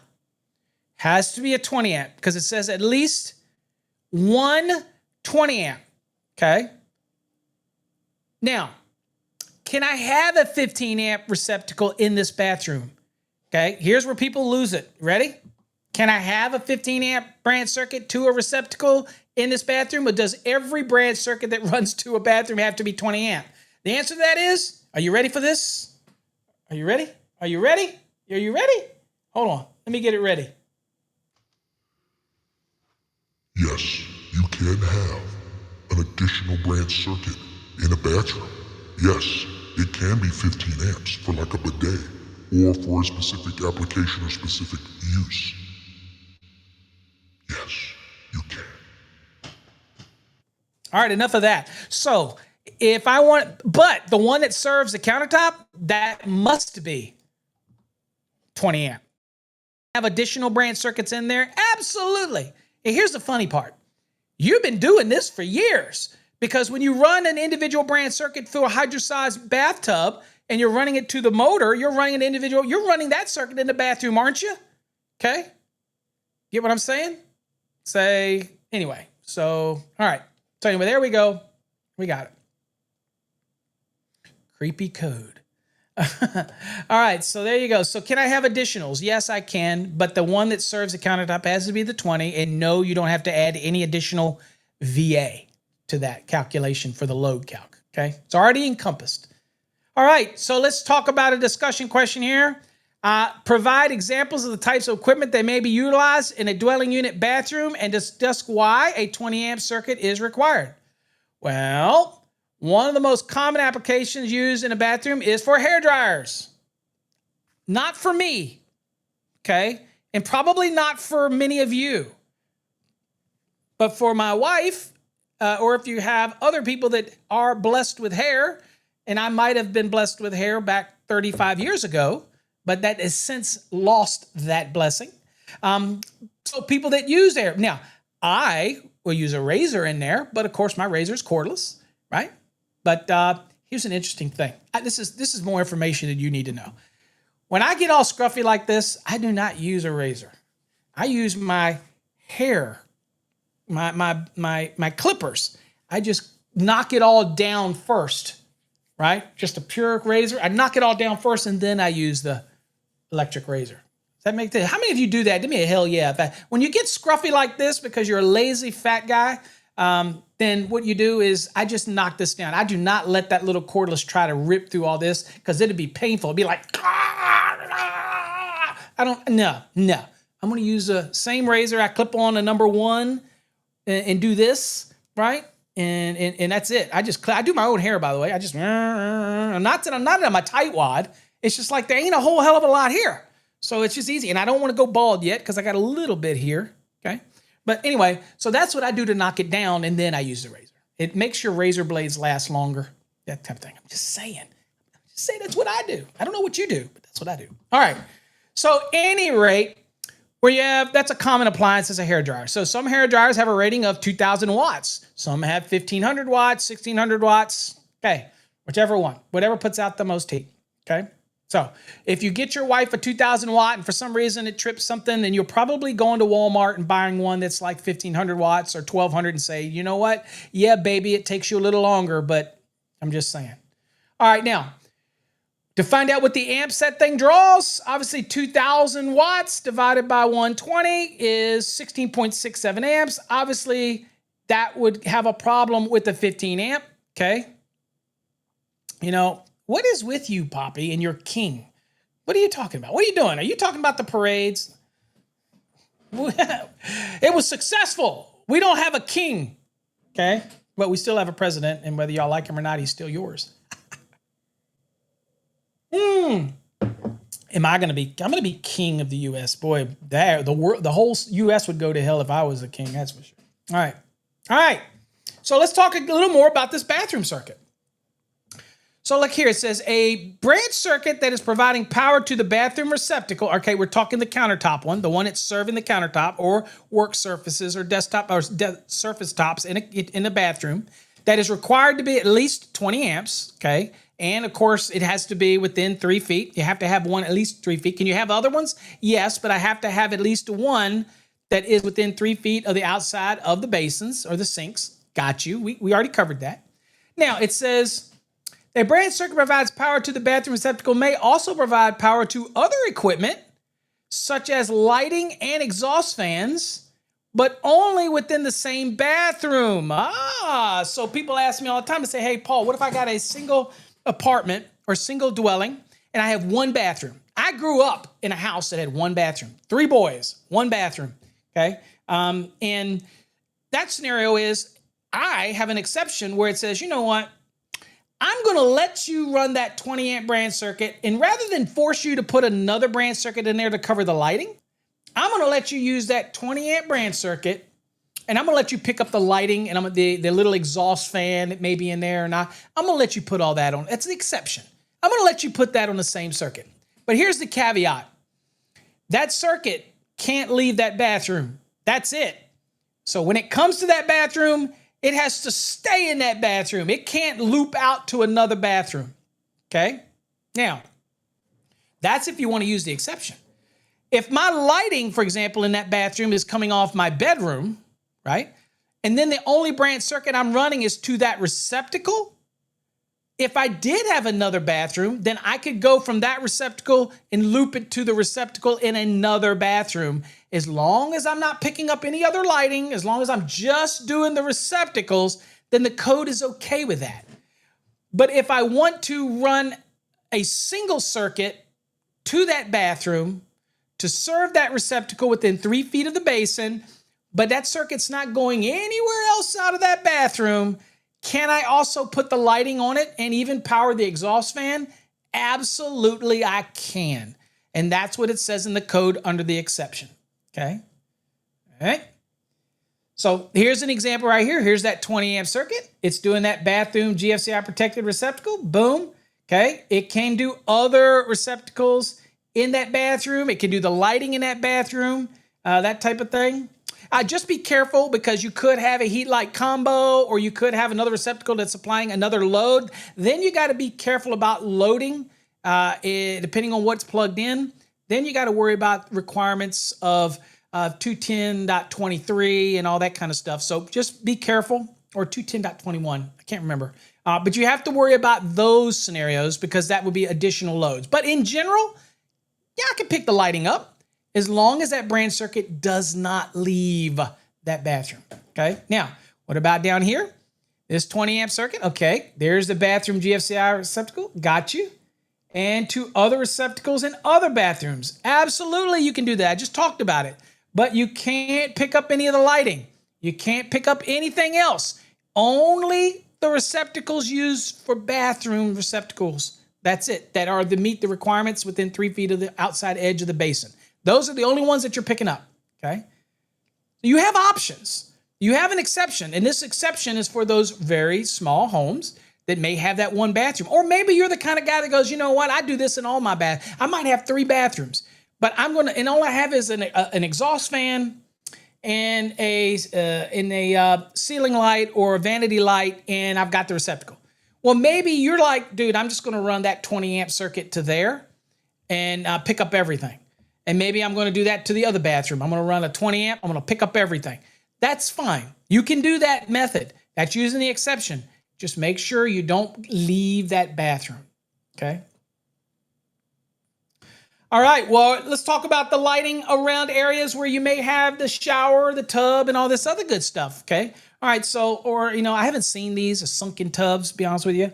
I saw them one time in Vegas. I was out in Vegas and I stayed in a room, and the actual tub, sunken hot tub, same concept, because it was their bathtub. It drained. So it was a tub, but it was out in the middle of the freaking floor, out over in a corner. I was like, dude, what am I in, like a honeymoon suite? What am I going to get my swerve on? And I'm out here in Vegas? No, that didn't happen. So I'm just saying, and what happens in Vegas typically stays in Vegas. But you know what? I've been married for 40 damn years. If I got lucky in Vegas, shit, I'm telling the world, because again, that'd be a rare event. I'm just saying. Stars would have to align. The earth would slow down and possibly start spinning the other direction. I'm just saying, if I got lucky at these, anyway. So let's see. So bathroom is shower zone. So let's look at it here. So receptacles and no parts of cord connected luminaires, chain, cable, or cord suspended luminaires. So nothing that hangs on a chain, nothing that hangs on a cord, all of that luminaires in there, or suspended paddle fans. None of that, okay, can actually extend down into what we call the zone, okay? And so again, 410.10D1 and 406.9C, we're going to cover that. 406 is receptacle driven. 410 is going to be the luminaire driven aspect of it. Okay. So right down here, let's look here. So here's your sink and tub. So here it says the bathtub zone. So folks, y'all have heard me talk about what is the zone of a bathtub, okay, or the shower. Now the shower, by the way, is right at the threshold, right at the point of the shower where you step into the shower. That's your threshold, okay? So that scenario is what? Horizontally and vertically, okay? 8 feet up, 3 feet out. 8 feet up, 3 feet out. This is that magical zone that you can have cord connected, chain connected, pendants type of luminaires, suspended ceiling fans. But here's what people ask me. They go, well, Paul, what about above that 8 feet? Yes, you can have those things as long as it's above the 8 feet. Nobody's going to be reaching those. I'm just saying. Okay, even Shaquille O'Neal is not going to be able to reach those. I'm just saying. Okay. All right. Well, he might be able to reach them. But anyway, so this is an example of your sunken tub. So this zone that you cannot have these luminaires in, for example, are going to be out 3 feet, both directions of this one. If your tub was against the wall, then it's going to be 3 feet from the top of the threshold of the tub. Measure out.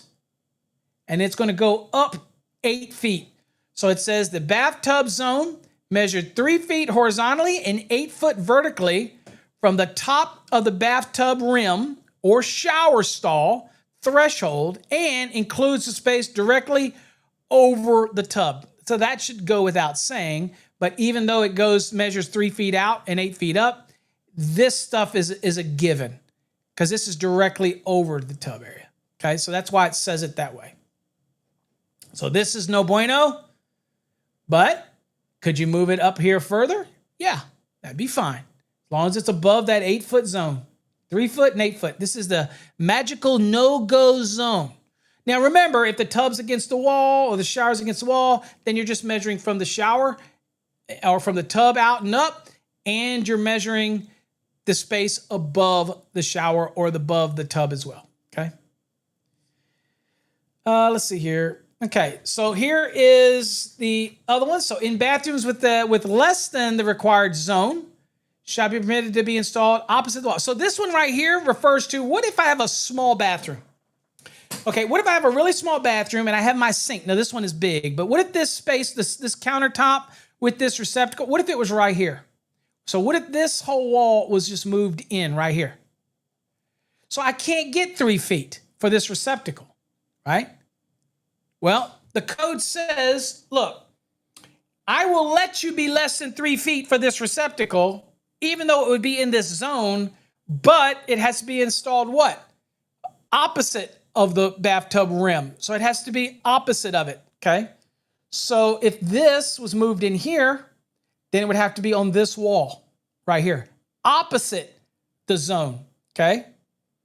That is the exception. And that is to account for just this small. Now, obviously, it's going to be GFCI protected anyway, but obviously for us, we still have to meet the requirements for the receptacle. I have had people tell me, email me and say, well, Paul, this rule means that if I don't have the space, then I don't have to have the receptacle. No, you still got to meet the receptacle requirement. It's just that you can't meet the other, so we're giving you an allowance to say, okay, it can't be 3 feet away. I get it, but we're going to make you put it on the opposite wall of that space, okay? So step out of the tub, look in front of you, you see the 3-foot space, that is the opposite wall in front of you. Make sense? Okay. It's not brain surgery, but again, sometimes we have to say it, okay? But it also is the farthest wall, so this would be the farthest wall, okay? All right, so bathtub and shower, we're still looking at. All right, what about recess lights? People say, all right, showers, bathtub areas, well, what about recess lights? Okay, well, recess lights, surface-mounted lights, and exhaust fans are permitted within the bathtub zone, okay? Exposed, normally non-current carrying metal parts must be connected to an equipment grounded conductor in accordance with 250.110. So in this zone, it's not pendant, it's not hanging, okay? So surface-mounted, exhaust fans can be in this zone. We did get a change, folks, for the 2023 because inside of these exhaust fans, a lot of times there's a receptacle. And so that receptacle within this zone, technically, I would say it's up into the ceiling, but anyway. So we put an exception there that says, oh, you know what? Don't worry about that receptacle. That's fine. It's just where the fan plugs into. It ain't like some Nimrod's going to pull that down so they can plug something in. But you know what? Efficiency apartment, I can see somebody doing that. I really can see them plugging in one of those little brown cords in order to get another receptacle. People will do the stupidest thing. So I'm just saying. But anyway, there you go. So that would be there. That's okay. This is okay. Now, the only other caveat that I'll point out here that is typically when you have a luminaire that's going to be in these spaces, typically in the instructions, like in this space over here, if this was a shower, let's say, or whatever, then this might be above the shower spray. So this might be a damp location, but not a wet location. If it's below the shower spray, then it'd be a wet location. You might have a wall sconce in here. I've been in quite a few big bathrooms, $1 million homes that their bathroom, when they walk into it, they've got these wall sconces all around. So it's pretty cool, but you got these shower sprays coming from every freaking where. I don't know. It seems like that would be inefficient. Even though it is coming from everywhere and they got so many heads, it just seems like, what a waste of water. I'm going there. I want to wash my butt crack, clean my face, not in that order, by the way, and then get out of there. But I guess some people like to go in a shower and just chill out for a long time. I've never been that kind of guy. I'm in and out, okay? But hey, to each his own. All right, so anyway, a lot of times also, if it's in a damp, you'll take a recess, you'll put a trim on it that will have a grommet on it or a gasket or a seal, and that will turn it into a damp location rated, and that's perfectly fine, okay? Now, this is outside, okay? So again, this is fine, this is fine. By the way, a bathroom is not a wet location. I had somebody post the other day on the internet, and I think Angry sent it to me, whereas a guy was putting receptacles under a counter in a kitchen where the P-trap's at and all this stuff's at, and he said it was a wet location. Dude, it is not a wet location. No more than the bathroom is a wet location. It's not. Yes, it could get steam. Yes, it could get... But that's why the codes require you to have either a window or an exhaust fan to move out those vapors. Okay, we call it a fart fan, but it's not its intended real function. Okay, my wife will beg to differ, but at the end of the day, it's really to move out that air exhaust exchange, get the humidity down so we don't have mold build up and all this kind of other stuff. I'm just saying, okay? But I guess it does serve multiple functions. It seems to make her happy. All right. All right. Garage receptacles. In each attached garage and in each detached garage with electric power, At least one receptacle outlet shall be installed in each vehicle bay and not more than 5.5 feet above the floor. So if I have a 2-car garage, I have a 3-car garage, I have a 1-car garage, I have to have at least one receptacle outlet in that vehicle space. So if I have a 3-car garage, I have to have one for each vehicle space. They cannot be mounted higher than 5.5 feet, okay? Now, this is for attached garages and detached garages, but only when that detached garage actually has power. That makes sense. Why would you put one in a detached garage that does not have power? That's a no-brainer. We do have a question in our exam that asks it like that, so just be aware of it, that it is only required if the detached garage has power. It's a no-brainer. If it has no power, then you get me. All right, so there you go. 5.5 feet. And that is 210.52G1, by the way. That's where you see that requirement. Right? Also, I would be remiss if I reminded you that that circuit that you're running to that garage receptacle outlet for each vehicle bay does not require an additional VA. That's encompassed in the 3 VA per square foot. You don't have to have any more for that. I don't have to add 180 VA. We don't do that. Misconception. It is basically already absorbed in it, so you don't have to do anything for that. Doesn't matter how many you want to put either. Okay, people say, well, I put 5 or 6. Okay, are you going to actually use 5 or 6 of them at the same time? No, you're not. Diversity, baby. It's a beautiful thing. All right, so what about laundry equipment receptacles? So, all right, again, laundry equipment receptacles shall not be counted as required garage receptacles. So if you happen to have a laundry circuit, and you happen to have a receptacle out there for your laundry, that is not going to meet the requirement for each vehicle space, okay? But that is a requirement to have your at least one for your laundry circuit, okay? And also, by the way, the laundry circuit does require a calculation of 1,500 VA, okay? Let's see. In dwelling units, it says at least one receptacle outlet shall be installed in areas designated. Notice how it says areas designated for the installation of laundry equipment. So wherever you're putting your washing machine, a dryer doesn't qualify. You don't have to have a dryer, but you have to have a laundry circuit. And it's at least a 20 amp circuit for laundry. It's 1,500 VA. So it's an area. So wherever you're putting the washer, then you would have to have at least one receptacle outlet for that. So you're following the rules of 210.11C2 for the laundry. You have at least one circuit. Now the caveat to this is if you have multifamily dwellings where they have a laundry facility on site, then you may or may not have a laundry circuit, because if it's not required to have that laundry receptacle if there isn't a laundry circuit. And if there isn't a laundry circuit because the code doesn't require one, because a multifamily building has a laundry facility on site. Okay, now, does that mean that you can't add one if you want? If you're the design professional and you want to include a laundry, it's just 1,500 VA. Sure, go ahead, do it. But you're not required. Again, if you don't understand all that, we explain that in our Fast Tracks program when you get to Unit 11, which deals with multifamily buildings, okay?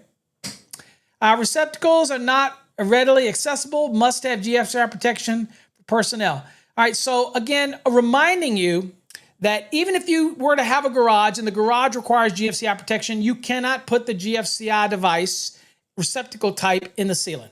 It would not be readily accessible. You have to use a ladder to get to it. Not going to work. No bueno. Doesn't meet the definition of readily accessible.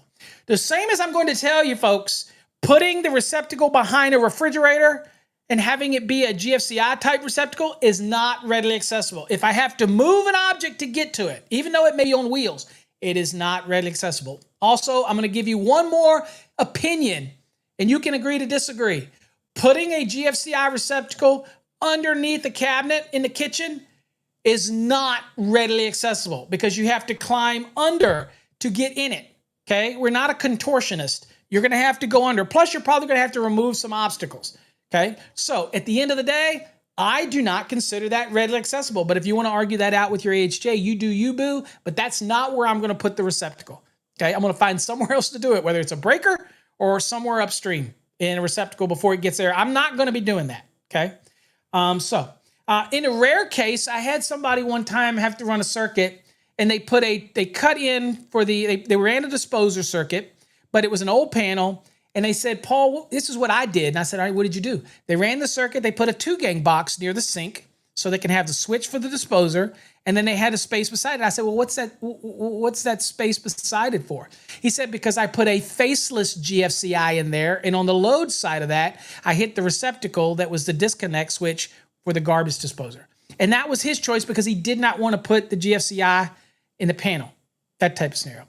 And that's just how he did it. And that type of scenario. And the reason he did that was because the circuit was adding that receptacle that was under the sink was within 6 feet of the sink. So it had to have GFCI protection. That is before now all receptacles in a kitchen require GFCI protection. This was in the previous cycle. So that's the only way he could get that protection. He just couldn't do it in the panel because it wasn't, I don't know what his reason was, but that's what he did. But he asked me, can I put the receptacle down down underneath? And I'm like, I don't believe you can in my interpretation of it, because I believe that, and my old rule was, if my 80-year-old grandmother, she's been dead a long time ago, but if she has to crawl down on her knees to get down to do that testing that's required every month, and we know you all test these things every month, right? So in that case, I don't consider it readily accessible. That's my opinion. You can agree to disagree. Let's go.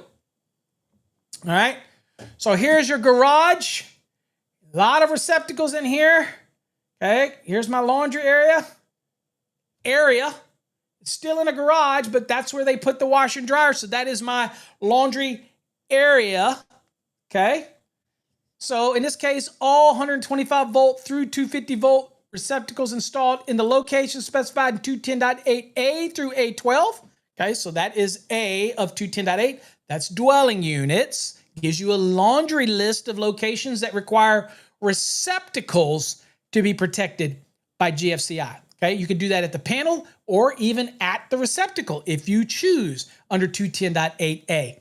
All right, so it says are supplied by single phase branch circuits rated 150 volts or less to ground, or less. I think that's just a double whatever. Shall have ground fault circuit interrupter protection. Okay, so if you look right here, just so craps and giggles, what do we have? We've got, here's a receptacle. So this is a 3-car garage. So here is the space. This is the space over here for this garage. For this vehicle, this is the space here for this one, and this is the line, invisible line here over, and all this space is for this vehicle. Right? Okay. So let's see. Here's the receptacle for this space. Check. Here's the receptacle for this space. Check. Here's the receptacle. That's something else. Here's the receptacle for this space. Check. Here's the washer and dryer. So this is the laundry area. So there's the GFCI. Okay. Right here. Check. Okay. Let's see what else. Let's see here. We've got right here, this happens to be the sump pump. People say, oh no, don't you dare put a GFCI on the sump pump. Don't you dare do it. Yeah, you do it right here. You put the GFCI on the sump pump because the code tells you. I don't care about the water. I don't care about that. That can be pumped out. I grew up in a house that the basement flooded all the time. House is still there. A house is 80 years old, still there. We just pump the water out, put in the damn, at least this has a sump pump. You go, but what happens if the sump pump fails?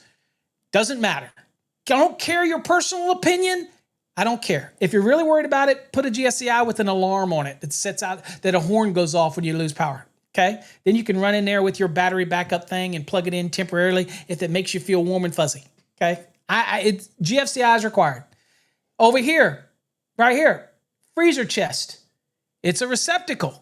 It's in the garage. GFCI protected. Hey, look at these receptacles in the ceiling for garage door openers. They're receptacles. They're in the ceiling. They're in the garage. Guess what? GFCI protected. Okay? Makes sense? All right. Here you go, right here. Receptacle outlet for a 30 amp air compressor. It's in the garage. Guess what? GFCI protected. Makes sense? GFCI protected. We have to make those GFCI manufacturers some money. They're hurting right now. They're hurting, okay?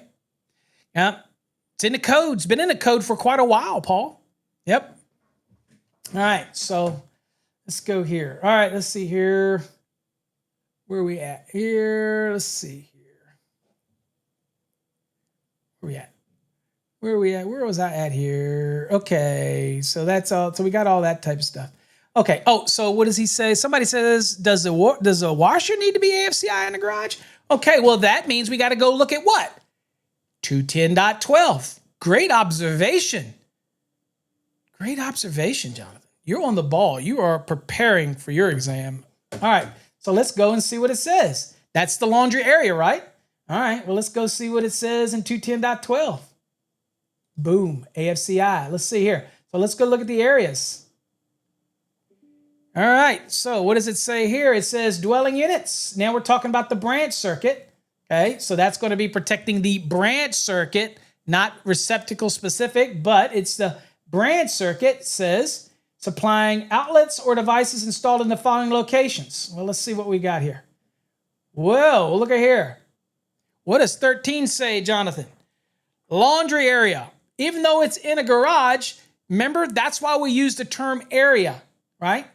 Because the area where that laundry is and where that laundry circuit is ran, guess what? Is also the laundry area. So guess what? That circuit's going to require. Now, some people will say, well, isn't that whole place an area? No, this is where the code assumes that only professionals are using this document, okay? And it assumes, and everybody would like this thing to be black and white, like show lines of demarcation. Or example, they would love for people to say that this laundry area, people would say, well, Paul, I need the code to tell me that the laundry area is 4 feet by 8 foot around this area where the washer goes. No, you got to use your own judgment. Since all of them in here are required anyway to be GFCI protected, the laundry area is going to be the area immediately adjacent where the laundry circuits run. I do not want the code personally. I do not want the code to start dictating spaces for me. I really don't. I like when something is an area, because if I'm standing over here, I am not working on laundry. If I'm standing over here, I am not working on laundry. This to me is the area. Okay. Now, could they say immediately adjacent the laundry circuit's termination point or something? I mean, they could, but really, do we need it? Do we really need it? Okay. I know that you know that I know that you know that you know that I know that I know that you know that you don't want to put AFCI on this shit anyway. So be careful what you ask for, because if they're listening, we're all going to start paying for it. I'm just saying. I'm just saying. Be careful. We always should be careful. All right, lighting. Let's talk about lighting. So at least one wall switch controlled lighting outlet is required to be provide illumination on the exterior side of an outside entrance or exit with grade level access to a garage. Now, this is one where people get this wrong all the time. You do not count the garage door as an entrance or an exit. Only physical entrance and exits from the garage, not the garage door. You may have a garage with only one entrance into it. I did. Back in Texas, I only had the garage door. Now, I had floodlights, but the floodlights were not required because of the garage door. Okay? I had a front door and it already had a light there, so I didn't need to have the garage light, but most people do. You have to have it for any entrance and egress to the garage, but the garage door does not count. So, 3-car garage, all it has is 3 openings. You're not required to illuminate those garage doors. You're not. But most of you do, because it makes sense to do that. So you can see what you're doing when you're backing in or whatever into the garage at night. It makes sense, right? Although, backup lights on your car probably do fine. But if there's a door on the side of your garage, then it does require a wall switch controlled lighting outlet, okay? Whether it's over it, on the side of it, whatever. But could I have a floodlight that also illuminates that entrance and it not be right at the door? Absolutely you can. That's fine. That's not a problem at all. Now, again, we remind you the vehicle garage door is not considered an outside entrance or exit and therefore does not require a wall switch control lighting outlet. That says that in 210.70A22. Pause, or don't pause because this is live, but in the replay, pause, go read it, and you'll see what we're talking about. It says it in black and white. Now, a lighting outlet installed to provide illumination for the general area, basement, garages, and etc., may also serve as the equipment lighting provided is located at or near the equipment. So crawl spaces, garages, basements, things like that. If you have equipment that requires servicing, and say it's unfinished, you still have to have illumination to service that equipment. However, if you have illumination for that area anyway, then it can serve as the illumination for that servicing as well as for the area. The only caveat I'll tell you here, guys, is when you're designing stuff, if you have your lighting outlet for your basement is far away from your equipment, then you need to add additional lighting, because I would argue that it is not located in enough to service this equipment. So if it's behind you, then what's going to happen is that you're going to block all of that light. And the last thing that you want to do is be working on a piece of equipment and have somebody come in, you're working on it, right? And a homeowner comes in while you're working on it. Your wife's upstairs, the husband's out working in the yard, cutting grass. You've been called because they're burning hot. He's going to be coming in hot and sweaty. The AC's not working. You're an electrician. You're out there, or somebody's out there working on it. And they come in this door right here, turn this damn light off when they don't pay attention to it. It might be on, but they turn it off. And you're knee deep in this thing. Well, hopefully you got the disconnect and you got it cut off. But I'm just saying, these rules are to protect you and the service people. That's it. So again, the illumination's required, but we also have to have illumination for the workspace, okay? Now, all 125 volt through 250 volt receptacles installed in the location specified, again, 210.8 A1 through A12, get used to that, and supplied by single-phase branch circuits rated 150 volts or less to ground, shall have ground fault circuit interrupter protection and for personnel. I'm going to remind you folks, for those that may not know, maybe apprentices, first-year people, I don't know who's watching, 240 volt branch circuit that's going to a 250 volt rated receptacle, that 250 is a NEMA rating. That is 150 volts or less to ground, okay? Because you take just one line to ground, okay? That's going to be 120 volts. Line to line is 240, okay? Remember, it's not phase to phase.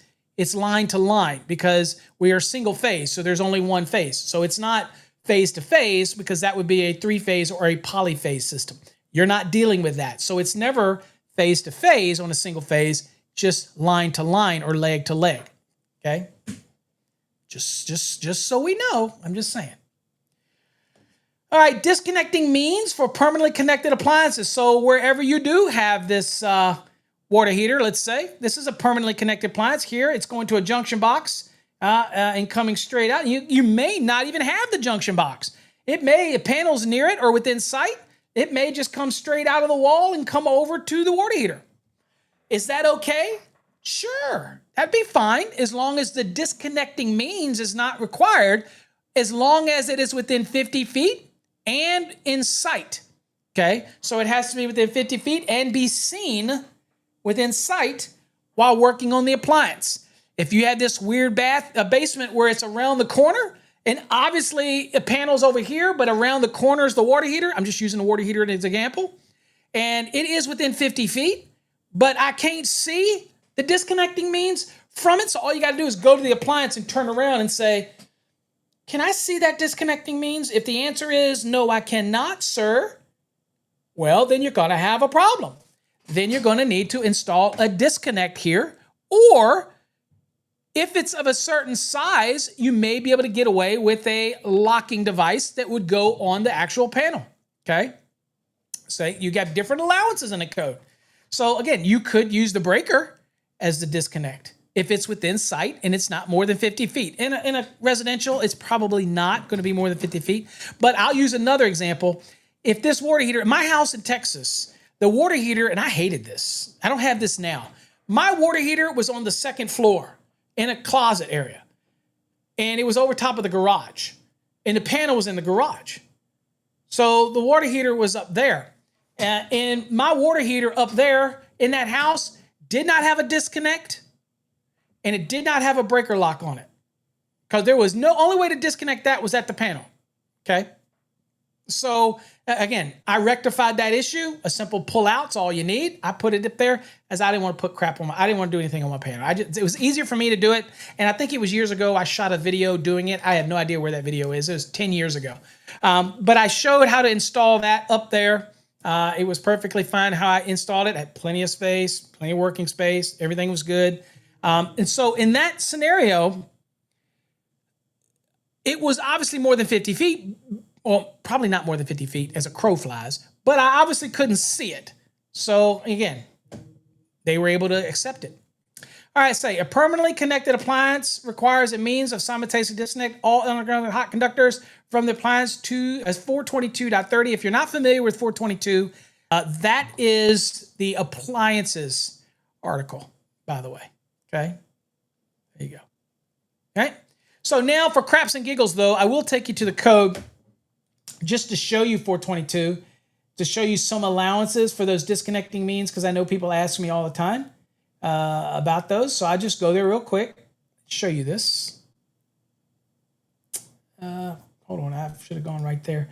Okay, so let's go down. So we're down here in the disconnects right here. So here's disconnecting means right here, part 3, right? And since it was talking about 31, we'll look at the disconnect requirements. So here's your disconnect requirements, by the way. For rated not over 300 volt amperes or over 1/8 horsepower, I'm going to tell you right now the water heater will be. So it's not going to be there. So it's going to be here, okay? Appliances rated over 300 VA. And I'm going to tell you right now, your water heater is an appliance. That's why you add it into your calculation for appliances when you're doing a load calculation, okay? So it says for permanently connected appliances rated over 300 VA, the branch circuit switch or circuit breaker, by the way, that's back of the panel, shall be permitted, not required, you can have a disconnect, shall be permitted to serve as the disconnecting means where the switch or circuit breaker is within sight of the appliance. Or, that's a big or, okay? So people know the power of or. So again, I can use the circuit breaker if in that panel or a switch of some type. If it's within sight, that's fine.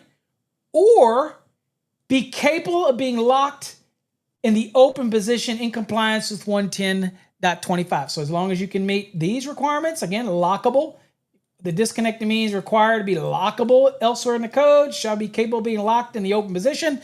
Open means turned off, so it's not a complete circuit. So as I told you before, I didn't want to put one of those in my panel because I wanted to do a video, so I put a disconnect. But anyway, you get the point, okay? So you do have allowances, all right? All right, we're going to stop there today when it comes to that because we'll finish with the detached garages, accessory buildings. We'll finish the laundry areas, attic spaces, crawl spaces. We'll do all that in tomorrow's episode. And that'll finish up these dwelling goodies, these little low-hanging fruit things. So again, if you have your questions about laundry area, questions about crawl space, attic spaces, all those type of things, underfloor spaces, accessory buildings, detached garages, what you can have, what you can't, whether you got a ground rods, whether or not you can just run a branch circuit out there. Those are a lot of questions. If you have these questions, send them to us at paulabernathy.com, or if it's germane to the topic, you most certainly can ask them during this episode, and I'll be happy to answer them. So that's tomorrow, so make sure you join us. Let's see here. Van says the one place you do not put smoke detectors is in the garage per NFPA. Okay, so this is a good thing to talk about, Van. NFPA will say not to, okay? But you could if you wanted. You're just going to get a bunch of false activations. And they're not considered smoke detectors in a dwelling. They're called smoke alarms. Do y'all know the difference between a smoke detector? And I know we call them what we call them. But do you know the difference between a smoke detector and a smoke alarm?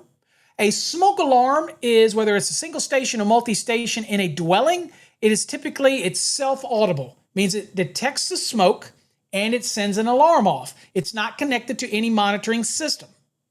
A smoke detector detects smoke and then it sends an alarm to some kind of a notification device through a fire alarm control unit or some type of system that will send audible or connect to an off-site monitoring system. Now, that doesn't mean that if I have my smoke alarm that is connected to a system, that doesn't necessarily make it a smoke detector. It's a smoke alarm if it puts off an alarm. It may have smoke detector functions, which means that it connects to some type of monitoring system.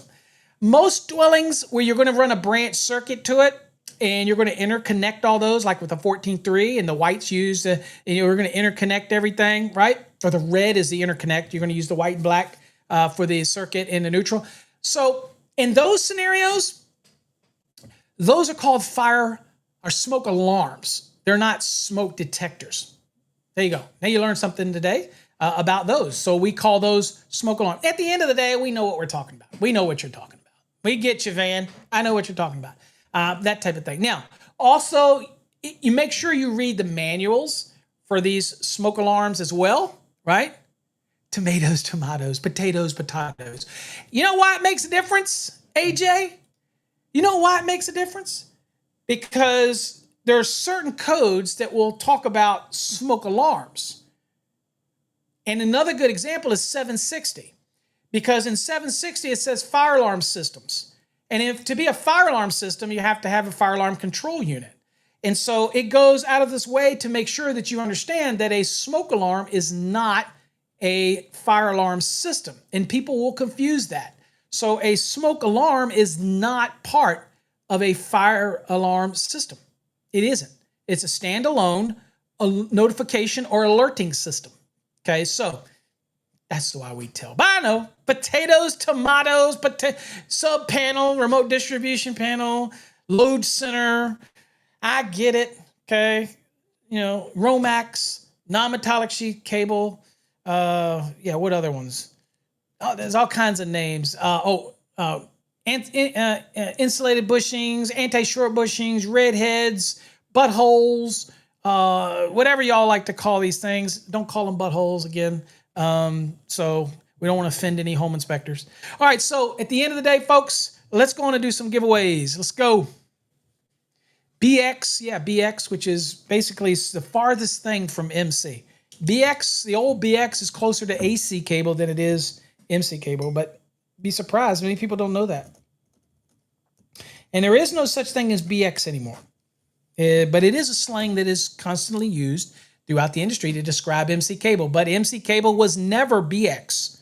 Okay? It was an experimental product that was used many, many years ago by General Electric, put it out there. And the armor was never intended to be used as an equipment ground. That was before we started adding equipment grounds, and they started out really small little equipment grounds. And of course they got bigger. But again, old BX, people think because you can put them in a building and then connect to the armor and stick a 3-light tester in there, little wiggies, things like that, and it works. And people go, hey, it works. Or the little 3-light dummy testers. But the reality, there's the resistance is too high in that MC that if there was a fault, chances are it may not clear it in time. And I've actually been in basements where I looked up, damn, AJ says spin the wheel. AJ says I'm too long-winded. AJ, this podcast, these videos may not be for you, friend. They may not be for you. I'm just saying. All right, so I have seen the BX where it is actually glowing in a basement, and around the holes, it creates charcoal because it's not enough to ignite it. It hadn't got to that powerization point yet, but the heat of it and that high resistance created like a heating coil. You know what I'm saying? All right. AJ has spoken. He said, let's spin the wheel. He doesn't like my stories. So let's go. Spinning the wheel. Let's have a vote. Should I block AJ? Should I block him?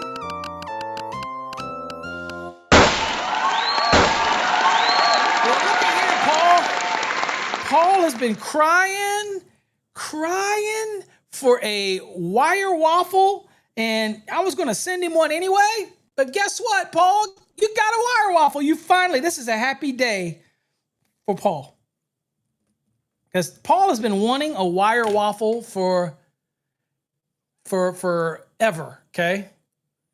There you go. All right, so you got one finally. There you go, Paul. Congratulations. Yeah, I would kick AJ for that. Come on. Come on.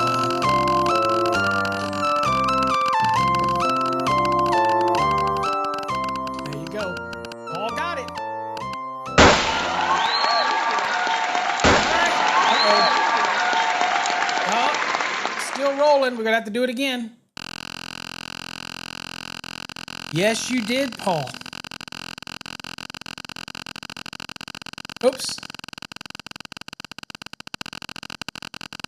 Sorry about that. It's got to lock down. It's got to lock down. All right, who else going to get another wire waffle? I think I got more.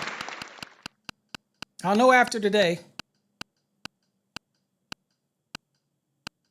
Greg! All right, you guys, make sure you send me your mailing addresses so I can send these to you, and make sure you put in the title of it wire waffle winner or something in the title, so I know, Darlene knows, and Jeff knows, because I get so many emails. I want to make sure I don't miss it. Okay, wire. All you got to do, if you won one, we have record of it. If you won one, all you got to do is, I tell you all the time, just email us and let us know. I've got tons of emails. I've got like 10 different damn emails you can use, or you can go to paulabernathy.com and do it through the portal. Or you can go to any of our websites and click the Contact Us button, or you can send it to support, SUPPORT, at fasttrackssystem.com. It'll get here. All right, so let's go. Another one. We got record. We got records of everything, so we're good, and we'll make sure you get it. Greg has actually won a wire waffle before. So I don't know if Greg wants another wire waffle. But you're going to get one, Greg.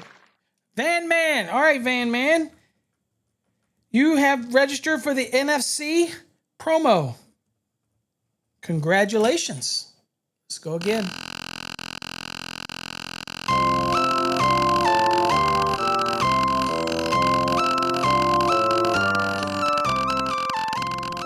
Sharing the love. That's what I'm talking about. Holy crap. I don't know if I got enough of these dang wire waffles. Better have enough of these. Okay. All right, so you know the routine there. I just went over to Anselmo. Send me your information, your mailing address, so that I can get you this wire waffle. All right, last spin here. Let's go.